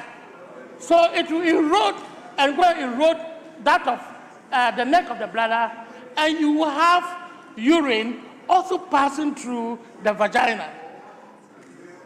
And so this is a very big problem for the women. I mean, in my clinical practice, I met a lot of women who are coming with this problem. Initially, when they are coming, they come with their husbands. But later on, when the husbands realize that this feces, the urine, is passing through the vagina, they abandon them. Let's just call a spade what is a spade for you to understand. Yes. And it is not only a medical problem. It is a socioeconomic problem. It is a human rights problem.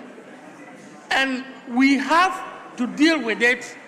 And in Ghana here, just like she has said, we have about 1,300 cases in a year. And we are only able to operate less than 200 cases a year. And so there's always a backlog of cases that we cannot operate, or we do not operate.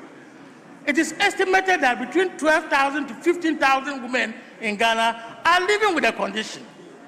But because of stigmatization, they do not come out. Some of them even stop going to church because they smell of feces, they smell of urine, and that is keeping them out of the social interaction. And so we have a problem. Our mothers have a problem. Our sisters have a problem. Our daughters have a problem. And we need to look at the situation and get the number of operations that are done in a year increase. The limiting factor is finance. Let us all accept it, that one of the limiting factors is finance. And we need to educate our women and make sure that we put some fund together or we get some money. Members of Parliament, I want to use this opportunity to appeal to you to look for them. They might not even look for you. They feel shy to come and tell you that this is the problem that I have. Look for them, assist them financially to carry out this operation. We are also appealing to Mahama Care and all other voluntary organizations some NGOs are picking up these issues to ensure that we are able to carry out operations and remove this backlog of cases that are in the system. So let us unite and help our women. Let us unite and educate our women.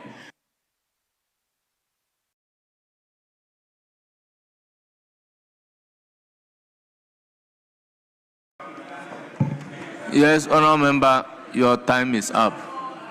I will proceed to give the floor to Honourable. Yes. Speaker, I want to make an application to you. Mr. Speaker, my application basically is founded on the very educative submissions coming from our colleague who is a medical doctor, and he appears to be a practitioner who has in-depth knowledge in this field. Mr. Speaker, it helps us. So with your leave, and with your leave only, if, Mr. Speaker, you can help with the extension of time for him in particular, Mr. Speaker, to complete the education. Because, Mr. Speaker, I'm really listening, and it would help me. I know it will help. Yes, Honourable Majority Leader, what do you say? Yes, you have 3 more minutes. Let me just add the You have last 3 one. more minutes. Okay. So timekeepers. Our teenage daughters, the young ones, those between 14, 15, 16, 17, 18, who anatomically or biologically are not well developed, let us advise them to avoid teenage pregnancy. Because even though it affects all age groups, they are the most people that are at risk. And so we should advise them, because their pelvic is not yet ready, or the size of their pelvic is not yet ready for a baby. And when that happens, then there is what? A CPD. That is, the head is bigger than the pelvis, and this can lead to obstruction, and this can lead to this condition. And you realize that proportionally, it occurs in them more than any other age group. So let us make sure that we get our teenage daughters aware of this, and don't get pregnant so early. Thank you, Mr. Speaker, for the opportunity. Yes, Honourable Matthew Nyindam. Thank you, Right Honourable Speaker, for giving me the opportunity to also contribute to this statement ably made by our Deputy Minority Leader. Mr. Speaker, I haven't sat down and listened to the experts, and haven't gone through the statement ably put together by the Deputy Minority Leader. These are things that, Mr. Speaker, I would want to urge our medical practitioners, our medical doctors, our nurses. Mr. Speaker, some of these things are not known to our mothers and our sisters. They are not known. So we need, Mr. Speaker, to embark on education seriously. Because if you look at the statement, and having listened to my colleague here, obstruction, just like he said, and he's citing, or the statement also brought up about women or young girls that are below age, and for some reason got themselves pregnant. They are more opened and more vulnerable to this particular phenomenon, because you are underage, you are not developed, but unfortunately, you are forced to give birth. Unfortunately, if you get yourself into this particular situation, it is then that we begin to talk about finance. We begin to talk about money. How many of, Mr. Speaker, of these children that will get themselves pregnant at the teenage will be able to bring or afford the money that will repair such a situation? Obviously, it will be difficult. And having read the statement, you realize that most of the places that some of these things occur are areas that poverty is endemic. That is where you get these children go to look for their own daily bread, unfortunately lured by men, get themselves pregnant, and then unfortunately find it difficult to give birth. So, Mr. Speaker, my point particularly, which I want to stress forcefully, that the Minister of Health must, as a matter of priority, give some kind of directions that this particular situation, education is given. We also look at prolonged birth, where unfortunately our roads are so bad. Those of us from the villages, village constituencies like Pandai, a woman gets pregnant in a community called Digengem, and how to get him to Pandai. Sometimes, Mr. Speaker, is problematic. Means of transport is successful. But unfortunately, when it becomes so complicated, they now want to move this mother from the village to where a medical center is available. And by the time they get there, Mr. Speaker, things are late, or things cannot be done any longer.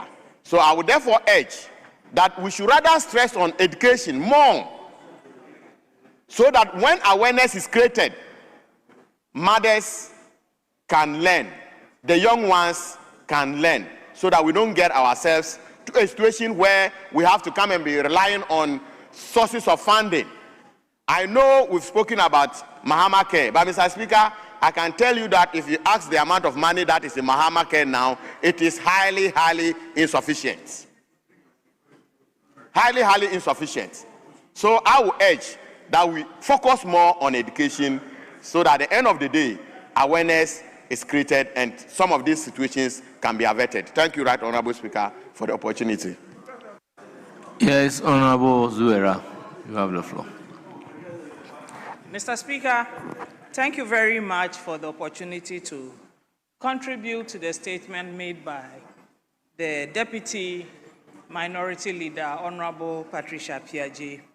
Mr. Speaker, it's the subject matter is one that gets all of us excited and to some extent even agitated. Mr. Speaker, I learned about vascular fistula, VVF, when I was a young girl growing up in northern Nigeria. And at that time, it was so prevalent, it was scary, even watching the news in the evenings without a case of VVF being reported. Over the years, Mr. Speaker, medical science, medical and hospital infrastructure have enabled a certain reduction in the numbers and data of VVF. Mr. Speaker, the maker of the statement indicated that we are expected to eliminate VVF by the year 2030. Mr. Speaker, currently where we sit with the infrastructure of our medical health delivery, I think it's going to be a long, long, long call for us. Mr. Speaker, if you look at the demographics, it talks about young people. It talks about early marriages. It talks about uneducated women. And it talks about even women who are full-time housewives. These women clearly lack the awareness and what they have to do during such circumstances. apart from looking at how expensive it is to treat this condition, I think we have to begin to look at what we can do to enable a reduction or a complete eradication of this condition. The condition will remain with us until we are ready to invest in health facilities in our localities. The statement put it right when the maker of the statement said that these conditions happen mainly in rural areas and in parts of northern Ghana. Mr. Speaker, we have a lot of our rural communities without healthcare centers. In my constituency of Salaga South, if someone got into labor at Sope, they will have to cross the White Volta on a canoe. It doesn't matter what time of the day, even if it's in the middle of the night, to Yeji. That's the nearest hospital where they can get professional care. Mr. Speaker, we need to begin to look at how we can improve on the infrastructure to enable our people who live outside the cities, outside the big towns, to access quality health care when they find themselves in these conditions. Mr. Speaker, in light of this, we are excited that at least currently the District Assembly Common Fund guidelines indicates that in every district, at least 2 healthcare centers must be built in a year. Mr. Speaker, if we travel with this policy, it wouldn't take a long time before we can cover a lot of areas and communities in our country. But Mr. Speaker, let me add that it is not enough to provide the healthcare centers. We have to begin to look at what we can do to motivate professional doctors, experts, specialists, to agree to work in these places. Otherwise, for a greater number of the victims of VVF in the rural areas, they are attended to by our traditional birth attendants who don't have the skills to know when even a cesarean section can save a potential mother from VVF. All they know is push, push, continue pushing. In some instances, local concoctions are administered on the mother to enable them push the baby out. We have to begin to look at a holistic investment in the healthcare center. As members of parliament, we get confronted with these issues on a daily basis, where transporting a mother from one community to the big town becomes a major issue. No roads, no ambulances.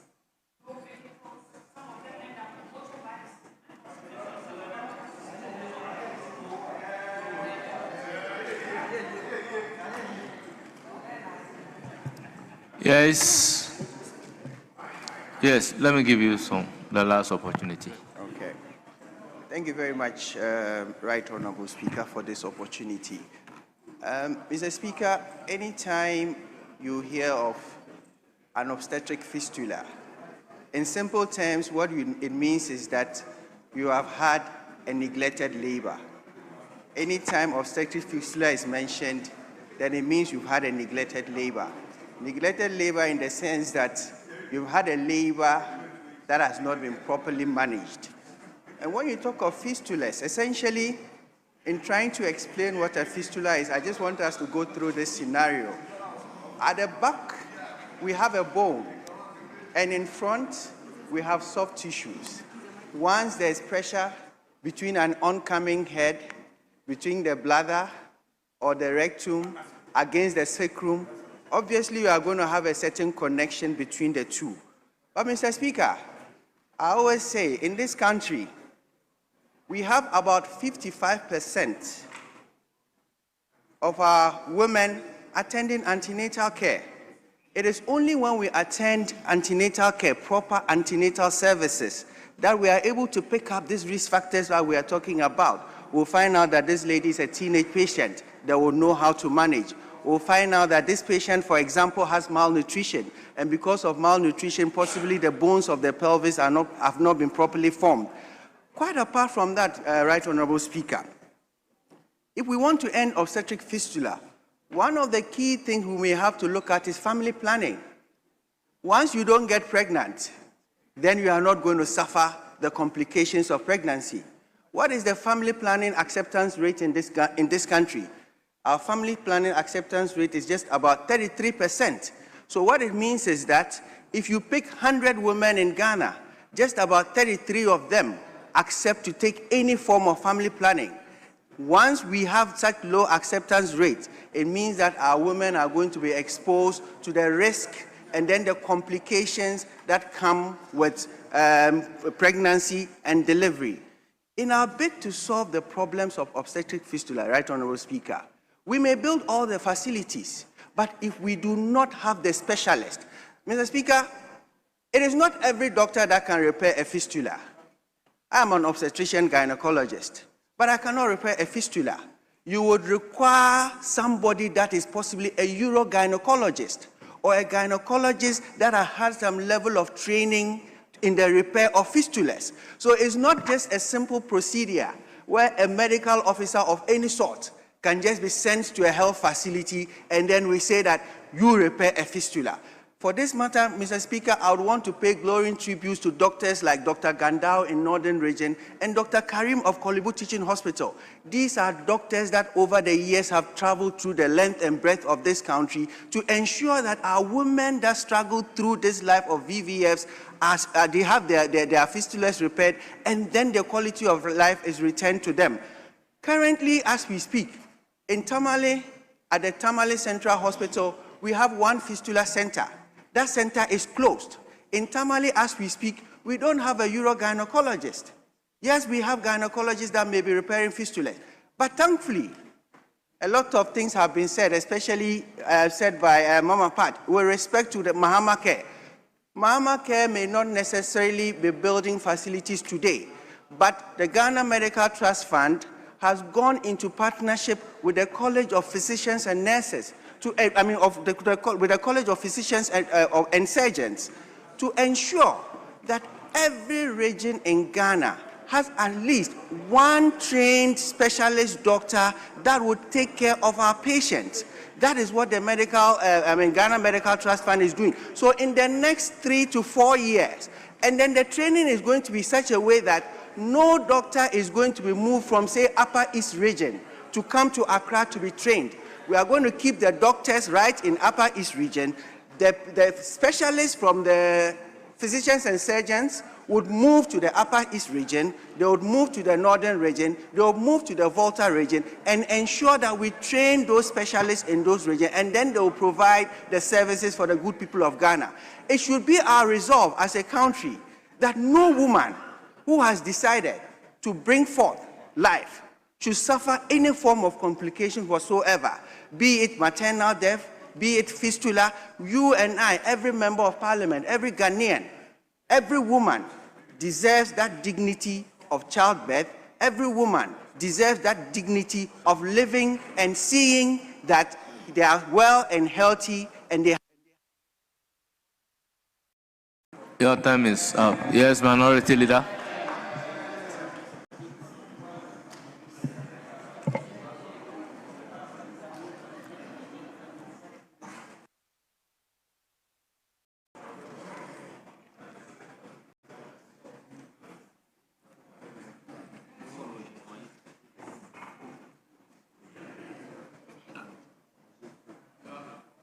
Mr. Speaker, thank you for the opportunity. Mr. Speaker, I rise to associate myself with this very important conscience-stirring statement delivered by the Honorable Chairperson of the Parliamentary Caucus on Population and Development, who also doubles bona fide as the Deputy Minority Leader of our caucus. Mr. Speaker, what she has placed before Parliament is not merely a health report.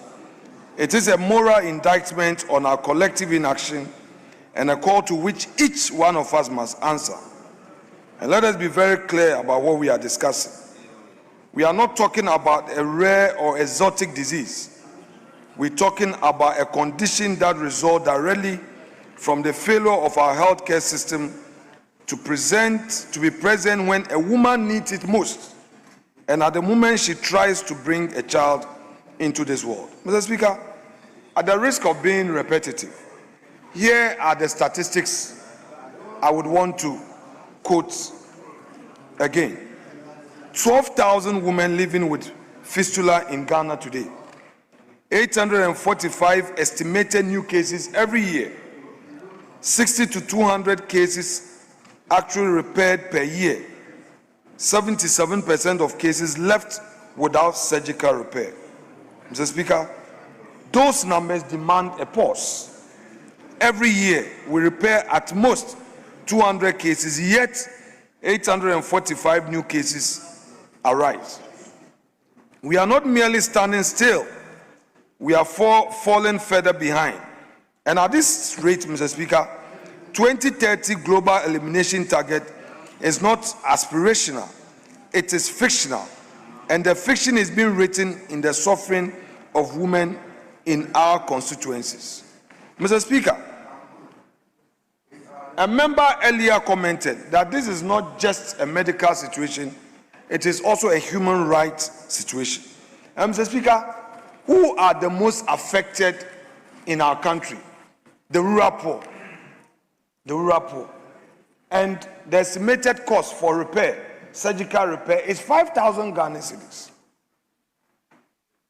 I would want to add my voice to the call by members, including the maker of the statement, to do the following. Mr. Speaker, the House must consider it an urgent decision to take. 1, direct the Ministry of Health to include obstetric fistula. Mr. Speaker, you know, when you are not in that field, like the lawyer talking about Latin, and when we use Latin, you have difficulty. Mr. Speaker, let us include obstetric fistula repair in the NHIS benefits package and in the new medical care Ghana Medical Fund, the law that we passed. Mr. Speaker, that must be done without delay. A 5,000 Ghana cedi out-of-pocket cost for a woman with no income is not a barrier. It is a wall. Second, we as a House must also direct a mandatory annual reporting from the Ministry of Health and Ghana Health Service on fistula cases detected, repaired, and still outstanding. What is measured is managed. What is reported to Parliament is accountable. Third, this House should direct a ministerial support for the expansion of fistula repair capacity from the current handful of sites to a network of facilities, particularly in the northern, upper east, upper west, and Volta regions, each with trained surgical teams and clear annual performance targets. Mr. Speaker, fourth, each one of us in this chamber must have a duty to commit to raising awareness in our constituencies, dispelling the stigma, the myth about curses, and the shame that keeps survivors hidden for years or decades. Our platforms are powerful precisely because our communities trust us. Mr. Speaker, finally, I add my voice to our colleague who, Speaker, we agreed on. Sure. Please give him extra time. Okay, thank you. Speaker, fourth, as members of Parliament, commit to raising awareness in our constituencies. Extra 5 minutes. Dispelling the stigma, the myth about the curses, and the shame that keeps survivors hidden for years or decades. Our platforms as members of Parliament are powerful precisely because our communities trust us.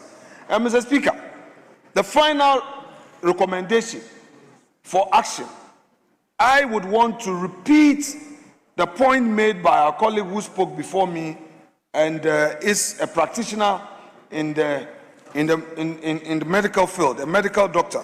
Mr. Speaker, he says he's a gynae, and he added in his comment that there must be trained specialists every year and be distributed across the regions to see to this. Mr. Speaker, this is an investment that must be included in the budget of the Ministry of Health. And since the Deputy Minister is here, and I'm sure she is taking note for the Minister, in the mid-year review, this must be a serious matter to be considered in the budget for the Ministry of Health, or that any emergency funding arrangement must be provided for in the budget so that this training, Mr. Speaker, is done. Mr. Speaker, that said, I would want to quote what the Honorable Member said in a statement. Quote, "A fistula is a problem we can address." I agree, and I would want to add, a problem we have chosen not to address until now is a choice that reflects our values as Parliament. Let us choose differently today. End quote. Mr. Speaker, hepatitis B came to this floor, it became an issue on this floor, that we have HIV being covered by health insurance, yet hepatitis B is not covered by health insurance. And many more people in Ghana die out of hepatitis B. It is estimated that over 3 million Ghanaians live with hepatitis B. They die faster than HIV. They don't get any support. They are not covered by health insurance. Mr. Speaker, we cannot allow this to happen. So, Mr. Speaker, whilst the minister gave a promise to address the issue of hepatitis B, to add it to the health insurance, this important matter has also come. The time to add this condition to our health insurance, as well as train medical practitioners specifically to deal with this, is now. Mr. Speaker, let's not fail our people. The women living in this condition did not choose their circumstances. They chose life, the life of a child, the joy of motherhood, and were punished for that choice by a system that was not there for them. It is time for the system to show up. It is time for Parliament to show up. I fully support this statement and urge all honorable members to add their voice, their resources, and their advocacy to the effort to end obstetric fistula in Ghana. Thank you so much, Mr. Speaker, for this treasure space. Yes, majority. Yes, Deputy Minister for Health, you have the floor. Thank you, Mr. Speaker, for giving me this opportunity to comment on this statement aptly made by Honorable Patricia PJ.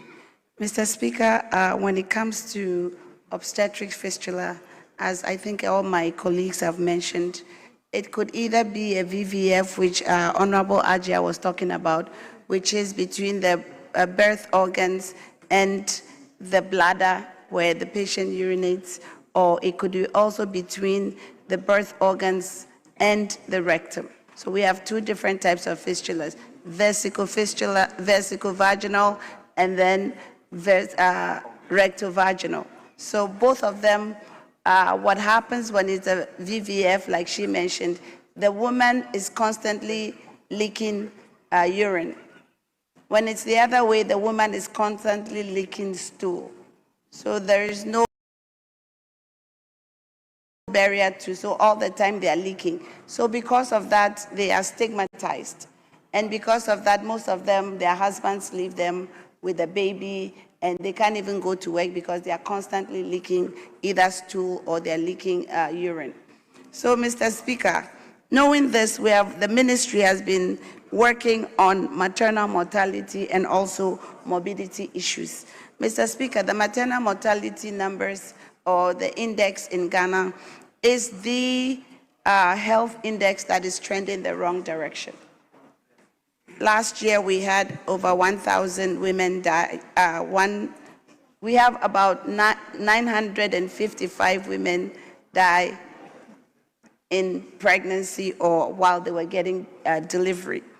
Mr. Speaker, the ministry is seriously working on it, but instead of couching it in our Mahama cares, we want to couch it under our free primary health care. Because, Mr. Speaker, most of these deliveries are happening at the CHIPS compound level, at the health center level, and also at the polyclinic level. So at the basic healthcare facilities is where we are having these deliveries. So the free primary healthcare will capture this condition, because we can also use the community health nurses to talk about community sensitization. We can use the community health nurses to do the education. We can use the community health nurses to also work on birth control. Mr. Speaker, if we're able to do that and we are able to screen them properly, we can identify the high-risk women at that level, because the research shows that at least 80-something% of these women are attending skilled birth deliveries. So these are not the women that are having the babies at home. They are actually coming to health professionals for this delivery. So that means that, one, either we are not identifying them at the source, we are not screening the high-risk women and escalating their care to the appropriate care, or that there's something inherent in the operations that we are doing in terms of the cesarean sections, or that we are missing when the birth is obstructed, as Honorable Hajia said, we are not able to bring them to skilled surgical care. So, Mr. Speaker, under our maternal mortality action plan, which we are putting together with a clear-cut roadmap, we will capture the obstetric fistula under the free primary health care. And with the Mahama cares, we will train the specialists who are going to do these operations, because you need a urogynecologist. A urogynecologist will not only work on fistulas, but can also do other complex operations. So we have really worked on it. Last week, I was in Kumasi with Honorable Patricia J, and we were there specifically on this issue. The ministry has also been to Yendi specifically on this issue. We've been to Tamale specifically on this issue, because the UNFPA is also supporting the government to build fistula centers. So we have standalone fistula centers, one in Yendi, where the family can even come and live there, and then we can do the surgery and do appropriate post-operative care. Yet last week when Mama Pat, or Honorable Patricia J, and myself went to Kumasi, we have also lobbied the UNFPA to actually build a standalone fistula center in Konfanochi Teaching Hospital. So, Mr. Speaker, the government is on course. This issue actually has been assigned to me in terms of maternal mortality and morbidity issues, and we are diligently working on it under the leadership.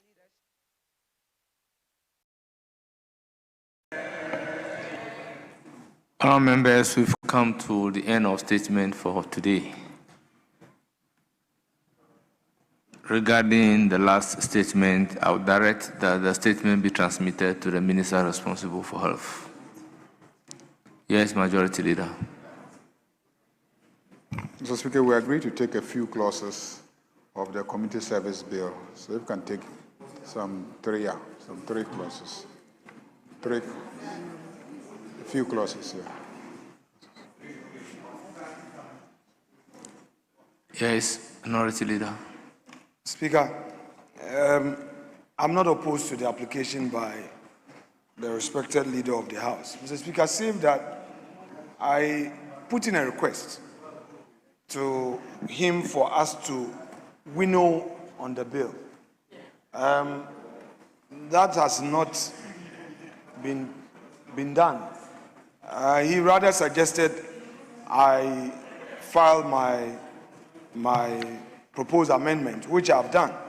But, Mr. Speaker, I think we can do a much more collaborative work if we meet at the winnowing level to discuss, so that we don't come to this House to be debating and debating and debating. Mr. Speaker, I have an indication that there is a private member's bill on bail. And I believe that we can fuse these two legislations and create one, all-inclusive law to deal with post-conviction and pre-conviction custody issues, especially so when very senior members have raised major concerns on this issue of bail.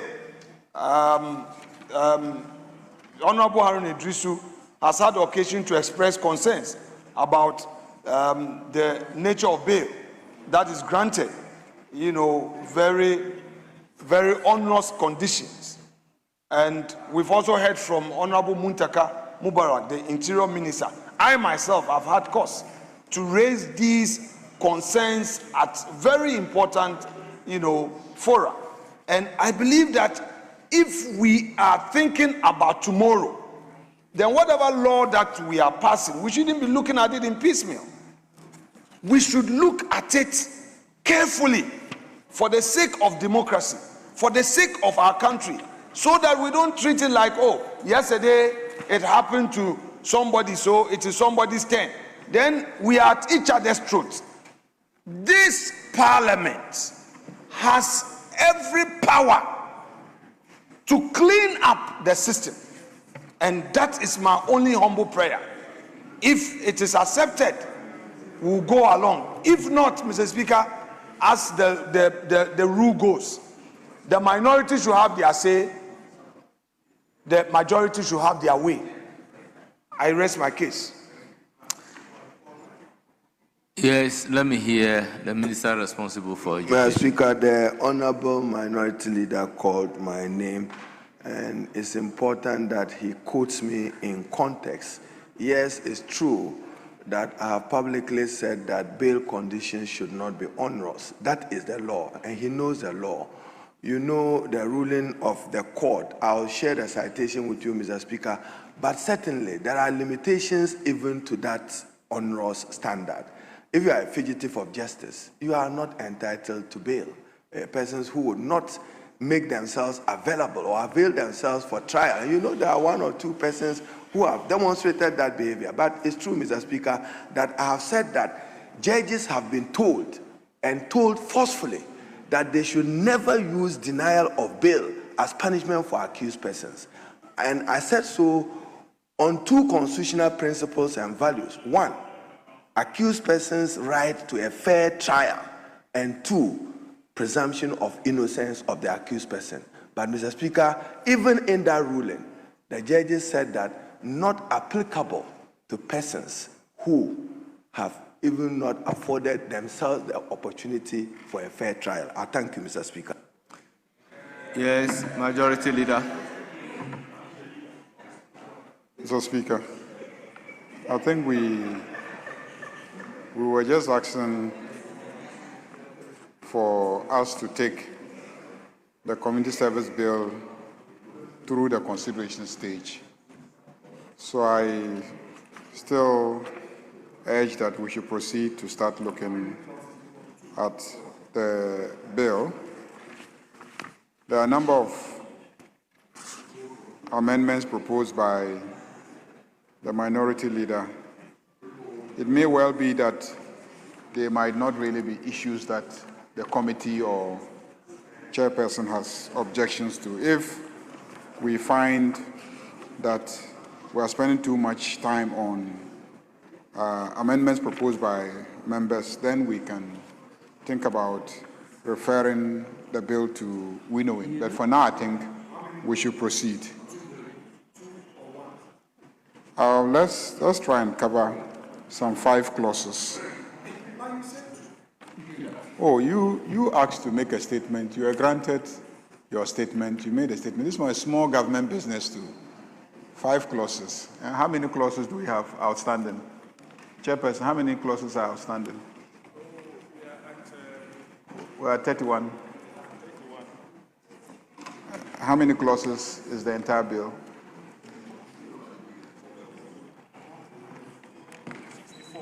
54. So let's just do 64. So let's just do 5 clauses. 5 clauses will not even, scratch the surface of the problem. But let's just try and cover 5 because we've been sitting the whole day. Honourable members, Community Service Bill 2026 at consideration. Speaker, Leader of Government Business has prayed. I'm not opposed to his prayer. But, Mr. Speaker, in view of what we all know, I want to know whether the Leader of Government Business has the express authorization from the Right Honourable Speaker.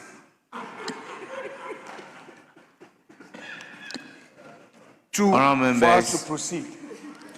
Community Service Bill 2026 at consideration stage. That's a matter between the Leader of Government Business and the Speaker. Yeah, Mr. Speaker, that is very important.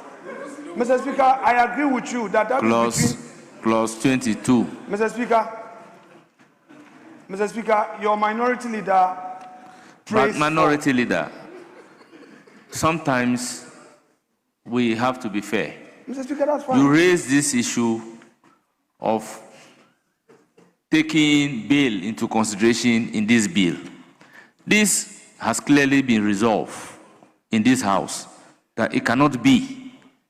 Now, if somebody has a private member's bill on bail, that clearly has not been communicated to the House. So, does it lie in your mouth, Mr. Speaker, to say that minority leader, you have the authorization of the Speaker? Oh, Mr. Speaker, we are all here to guide the process and to assist you. Please, I know what exactly you are doing. Clause 22. Chairman of the committee. Very well, Mr. Speaker, as it pleases you. As it pleases you. Clause 22, Chairman of the Yes, committee. Mr. Speaker, amendment proposed after clause 22, insert the following new clauses. Please, clause 22, do you have any proposed amendment? No. Mr. Speaker, we don't have an amendment. So it is for the consideration of the House. Yes. Mr. Speaker, clause 22(1)(b). The national coordinator shall ensure the effective, I would have proposed an effective implementation of the decisions of the board. Even the word management, what is it doing there? Unless, of course, when you were establishing the board, you said it was a management board. So delete the word management and just leave board. Management board. But Mr. Speaker, I'm traveling back the bill to see where management board was established. If you have a board, you have a board. But our composition of the management board is still a board. Why do you want to repeat management as you go along? But I want, Mr. Speaker, with your indulgence, and leave 22(1)(b), the word management, delete, and before implementation, add effective. So I'm taking it holistically. Honorable Majority Leader. And then the word community service. Honorable Minister for Education, I will take you to have a look at clause 4, clause 5, clause 6. Mr. Speaker, abandon. You establish a management board. Thank clause you. 7 and clause 8, as well as clause 9. Very well. Any further consideration? But Mr. Speaker, my effective before implementation, insert effective before implementation, 22(1)(b), shall ensure the effective implementation of the decisions of the management board. Thank you. Yes, Chairman of the committee. Mr. Speaker, we are not opposed. It embellishes the construction. So, Honorable Minister for Education, adopt the right rendition, effective and efficient. So move your amendment and let me put a question. Mr. Speaker, I so move. Clause 22(1)(b) shall ensure the effective and efficient implementation of the decisions of the Management Board. I so submit. Thank you. The proposed amendment is for your consideration. Proposed amendment by the Minister responsible for Education is for your consideration.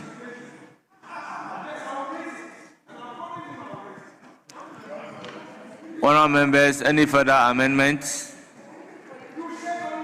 I'll put a question on the chairman's. I'll put a question on the proposed amendment by Honourable Haruna Idrisu. Those in favour say aye. Those against say no. The ayes have it. The proposed amendment by Honourable Haruna Idrisu is ordered to stand part of the bill. Now, any further proposal to clause 22? I'll put a question on the entire clause 22. As many as are in favor say aye. Those against say no. Honourable members, the ayes have it. Clause 22 as amended is ordered to stand part of the bill. Yes, Chairman of the committee. Which provision of the bill? Honorable Minority Leader, if you know, you are not going to talk about a provision of the bill. At consideration stage, we consider only a bill. If you know you are not going to talk about a consideration of a bill, kindly resume your seat. Mr. Speaker, I am on my feet. Mr. Speaker, I'm on my feet. Which clause? Mr. Speaker, our practice at the bar, preliminary objection can be raised at any point, at any stage. Honorable member, Mr. Speaker, when a maize is tilted, yes, for consideration of a bill, it is for a purpose. At least, if not for my sake, you have to respect the maize. Mr. Speaker, I have heard you. Out of great deference to you and the maize, I will rest my case. But Mr. Speaker,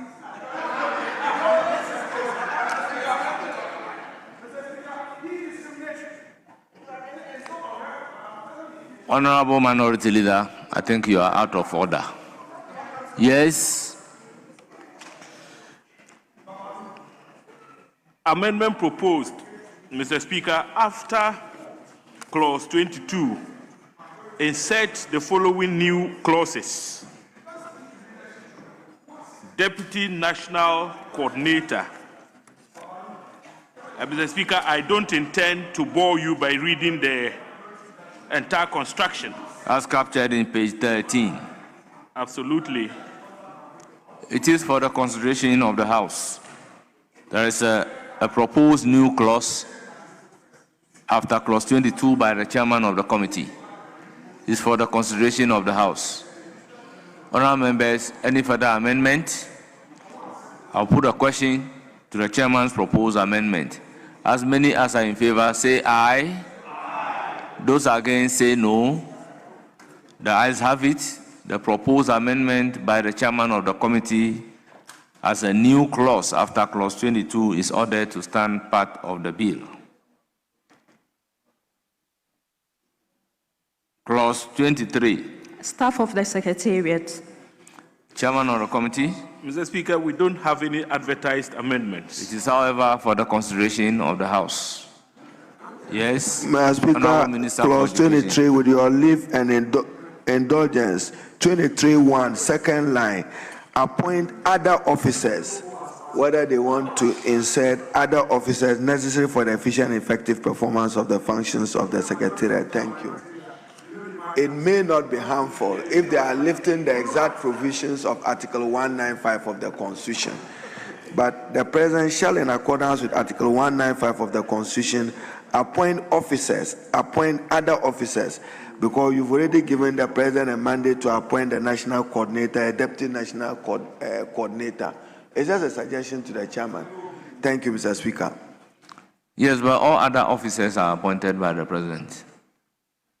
It's either appointed directly by the president or on authority of the president. Article 195. Mr. Speaker, so you have used my word, other officers. I'm adding the word other.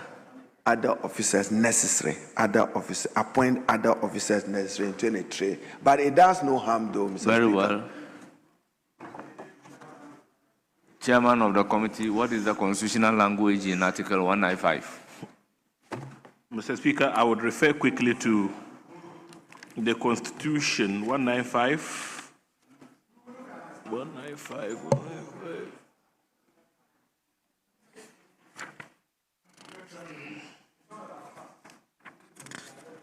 Mr. Speaker, with your kind permission, 195 of the Constitution reads as follows. Subject to the provisions of this Constitution, the power to appoint persons to hold or to act in an office in the public services shall vest in the President, acting in accordance with the advice of the Governing Council of the service concerned, given in consultation with the Public Services Commission.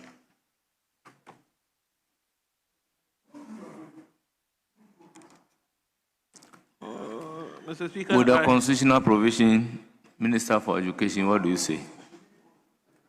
Very well. I'll put a question to clause 23.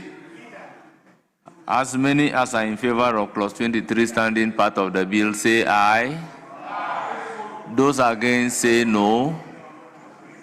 Yes.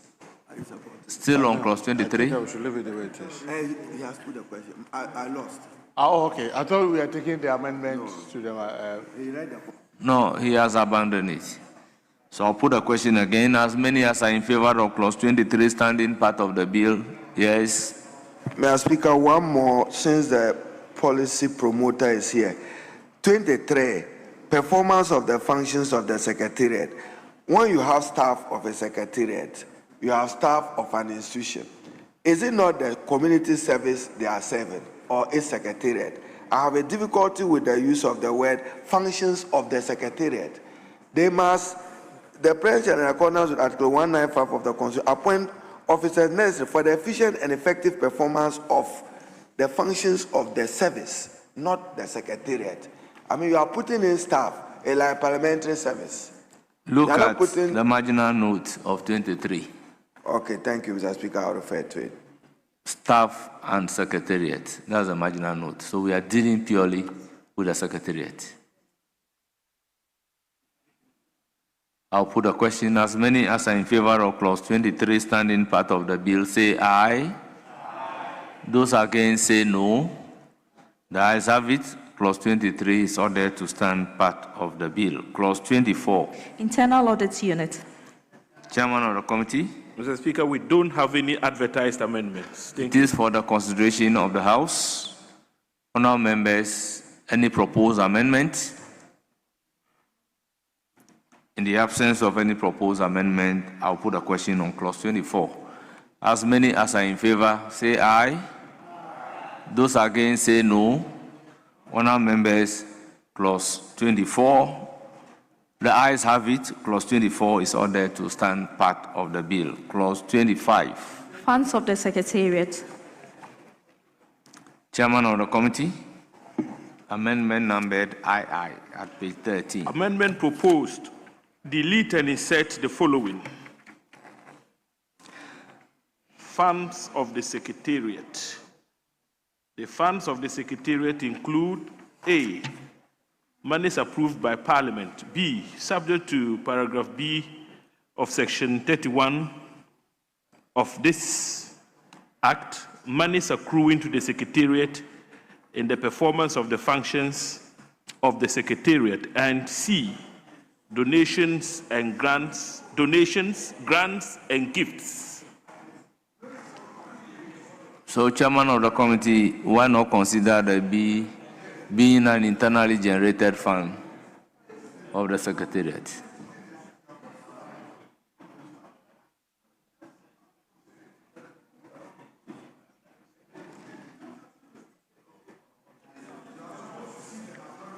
31.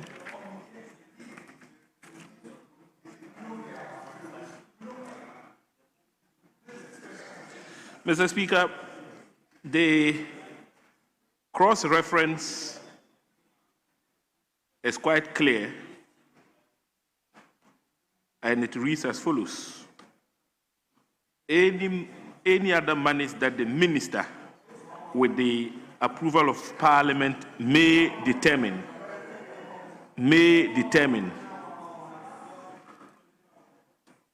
So if you take into account the cross-reference, Mr. Speaker, it would be very important to still have the rendition very well the way it is. I'll put a question. In the absence of any further consideration. Yes, Honorable Minister for Interior. Thank you very much, Mr. Speaker. Mr. Speaker, I want to find out from the chair which of the amendments is taken. Because if you look at the 25, in the committee's own report, they were more elaborate. Even though I know, Mr. Speaker, you have some reservation about one of them. It was in A, B, C, and D. But what he is taking now, I don't know. You should check the committee's report because we sat at the committee and went through. Because in the committee's report, it was to delete and insert the following. Source of monies for the fund.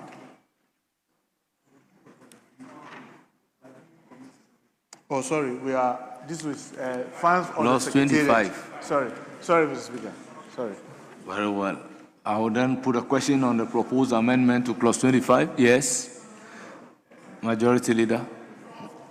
Yeah, I think the proposal to amend by cross-referencing 25 and 31 appears to me to betray some inconsistency in drafting. Because you really cannot establish a difference between funds of the Secretariat as elaborated in 25 A, B, and C, and sources of money for the fund. Because monies approved by Parliament is a source of money, parliamentary allocation to the Secretariat's fund, same as monies accrued from the provision of services by convicted persons to third parties. So why do we not just consolidate the two clauses instead of cross-referencing them? Minority Leader, if you look at clause 29 seeks to establish rehabilitation fund. And clause 31 is dealing with the source of money for that rehabilitation fund. Okay. But 25 is dealing with the funds of the secretariats. Okay. So why are we cross-referencing that? Let me just understand. That is why I said, regarding the secretariat, we could simply say internally generated fund. Because these are two separate funds. I don't know why it is being cross-referenced. Because here, this one, the one you are cross-referencing, is dealing with services provided by the convicted persons.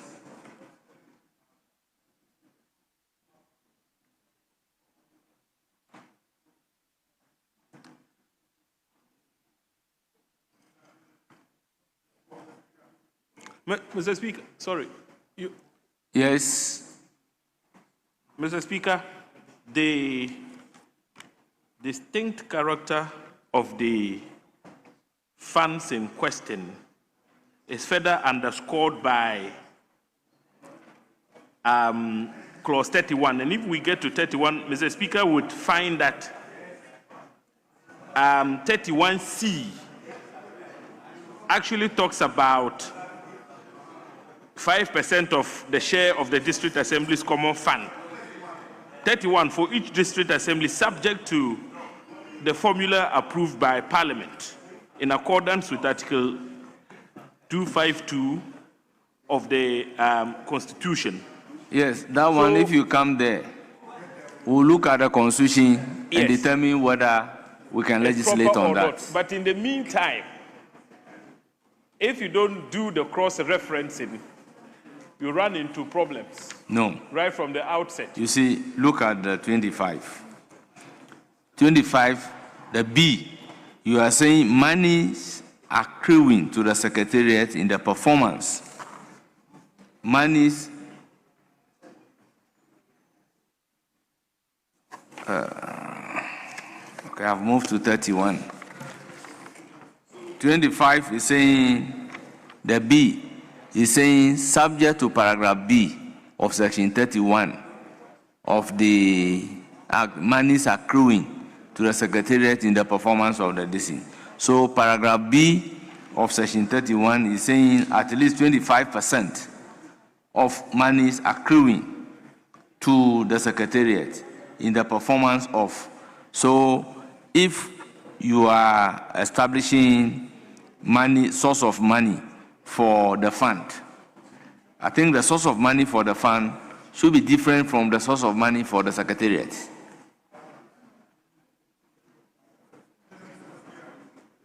So assuming this paragraph crossed the line, where will you be putting the money? In which account will you be putting the money?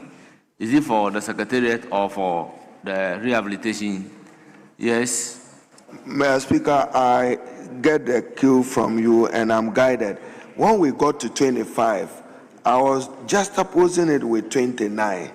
Funds of the secretariat, establishment of the rehabilitation fund. Mr. Speaker, I think that we cannot have both two. A secretariat is a secretariat. If you establish a fund, you can use that fund to run the community service. But I was wondering why you have funds of the secretariat and then what source of monies for the fund. No. If we are establishing a fund, rehabilitation fund, let's establish it. As for secretariat, it's a minute structure of the whole community service. So I think that we should focus more on 29 than on 25. This would be my view, Mr. Speaker. Thank you. Majority Leader. Yeah, Mr. Speaker, when we establish a secretariat, which is basically an institution, we need to spell out how it is going to be financed. So I can understand if we say funds of the secretariat. What I have difficulty understanding is 25B, monies accruing to the secretariat in the performance of the functions of the secretariat. If you go to the functions of the secretariat, there is no money-making function spelled out there. There is no function there that enables the secretariat to make money. So if there's no function spelled out there that enables it to make money, I have difficulty understanding why we would mention that they will be accruing money in the performance of the functions of the secretariat. I'm saying so because the only thing that we can say may be money accruing to the entire system in the form of internally generated funds, as Speaker is directing, is monies accrued from the provision of services by convicted persons to third parties. But you're already allocating that money to the rehabilitation fund. So how can you allocate that money to the rehabilitation fund and at the same time mention it in 25 as a source of revenue for the secretariat? That is why you would see when we get to 31, the B talks about at least 25% of monies accruing to the secretariat in the performance of the. So what is envisaged here is that the money that will be generated from the service convicts would render would only, just a fraction of the 25% would become a source of funding for the secretariat, so that the chunk of it would become a source of funding for the rehabilitation fund. Yes, Majority Leader. Mr. Speaker, maybe we should suspend consideration of 25 and move up to 30. When we get to 31, then we can try and understand whatever structure we want to put in place. Very well. If that is the sense of the House, Clause 25 is accordingly deferred. Clause 26. Bank account. Chairman of the committee. Mr. Speaker, no advertised amendments. It is for the consideration of the House. Honourable members, any proposed amendment to Clause 26? In the absence of any proposed amendment, I'll put a question. As many as are in favor of Clause 26, standing part of the bill, say aye. Those against say no. The ayes have it. Clause 26 is ordered to stand part of the bill. Clause 27. Accounts and audit. Mr. Speaker, no advertised amendments. Yes, it is for the consideration of the House. Speaker, with respect, the majority leader indicated that we're going to do some 3 clauses. 5. We've done more than 5, Mr. Speaker. Mr. Speaker, if you say 5, we've crossed 5. We've done 5 clauses. Please, when you see, let's take you by your word. You said 3, then later change it to 5. We are done with the 5. Colleagues, let us go by our gentleman's agreement. Mr. Speaker, I'm pleading. What he told us, we agreed. Then he changed it to 5. We agreed. So, Mr. Speaker, let it end there, respectfully. No. Honorable leader, we agreed. You said 3, later change it to 5. We've agreed. So let's close there, please.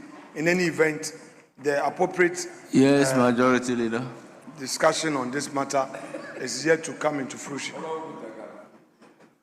Mr. Speaker, I do agree with him. I know that several times they have called on this House to work 24 hours, pursuant to the 24-hour economy, policy. They have called on this House several times, and especially Jerry. Jerry has consistently expressed his commitment to work 24 hours.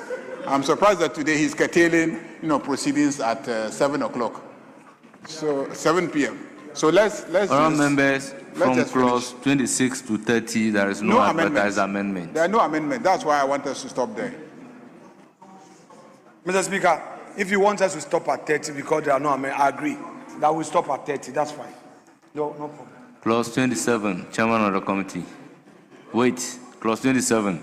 Mr. Speaker, we have no advertised amendment. Let them read the clause. Accounts and audit. Chairman of the committee. No amendments, Mr. Speaker. It is for the consideration of the House. Honourable members, any proposed amendment? Honourable members, in the absence of any proposed amendment, I'll put a question. As many as are in favor of Clause 27, standing part of the bill, say aye. Those against say no. The ayes have it. Clause 27 is ordered to stand part of the bill. Clause 28. Annual report and other reports. Chairman of the committee. Mr. Speaker, we have no proposed amendments. It is for the consideration of the House. Honourable members, any proposed amendment? I'll put a question. As many as are in favor of Clause 28 standing part of the bill, say aye. Those against say no. The ayes have it. Clause 28 is ordered to stand part of the bill. Clause 29. Establishment of the Rehabilitation Fund. No advertised amendments, Mr. Speaker. It is for the consideration of the House. Honourable members, any proposed amendment? In the absence of any proposed amendment, I'll put a question to Clause 29. As many as are in favor, say aye. Those against, say no. The ayes have it. Clause 29 is ordered to stand part of the bill. Clause 30. Object of the fund. No advertised amendments, Mr. It is for the consideration of the House. Honourable members, any proposed amendment to Clause 30? In the absence of any proposed amendment, I'll put a question. As many as are in favor of Clause 30 standing part, yes? Mr. Speaker, just a policy explanation. Head note. Object of the fund. The object of the fund is to provide financial resources for the rehabilitation of convicted persons. Now, are you narrowing the fund only to rehabilitation of convicted persons? Because if you establish the fund, my understanding is that the fund will even support the community service bill you are establishing. No, I know, but you are in your words here, you say the object of the fund is to provide financial resources for the rehabilitation of convicted persons. Is that the only reason why you are establishing the fund? I just want... Yes, if you look at clause 25 and clause 29, and you look at the marginal note, it is clear that the purpose of this fund is for rehabilitation. That's why they call it Establishment of Rehabilitation Fund. Yes? Mr. Speaker, listening to Honorable Harun Idrisu, I think he's giving us a lead to rethink. The whole essence of the community service is not just about the rehabilitation. Mr. Speaker, the rehabilitation bit is one aspect of it. The whole community service as an alternative to custodial sentencing is more than the rehabilitation. I believe that the fund will not only be used for rehabilitation. What about other activities, medical? No, please. Mr. Speaker, then rehabilitation must be given a proper definition. Yes, so because if you talk about rehabilitation in its ordinary sense, we all understand what rehabilitation is. To help the person reintegrate into society by abstaining from certain things, by going through some counseling and all of that.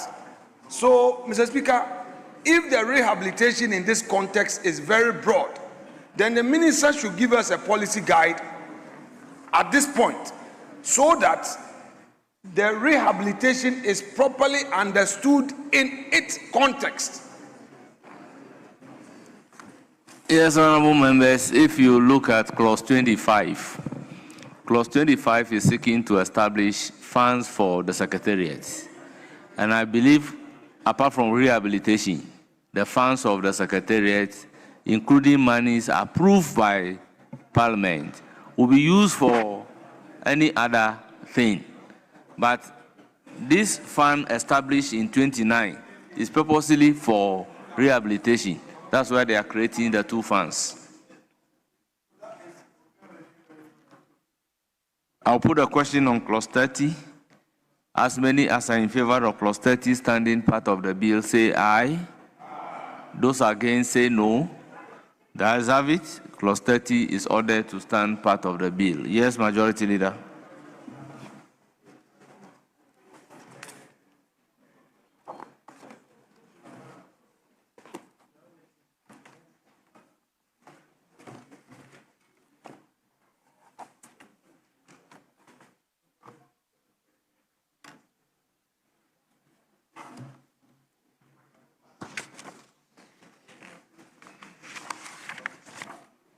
Yes, Majority Leader.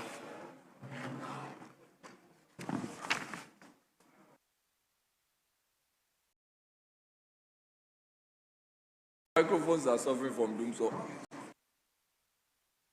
Okay. Yeah, Mr. Speaker, there's an amendment advertised by the no, there's an amendment advertised by the minority leader. No, you advertise an amendment.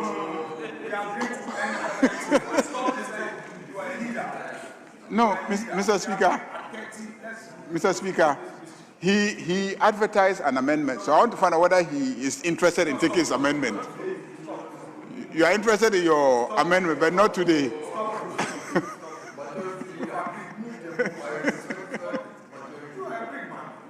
Oh, Mr. Speaker.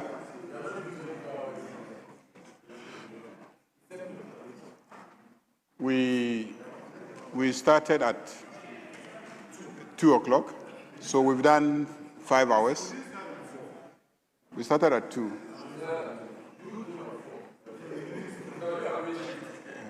We started at 2, so we are in your hands. Very well. We've now come to the end of consideration stage of the Community Service Bill 2026.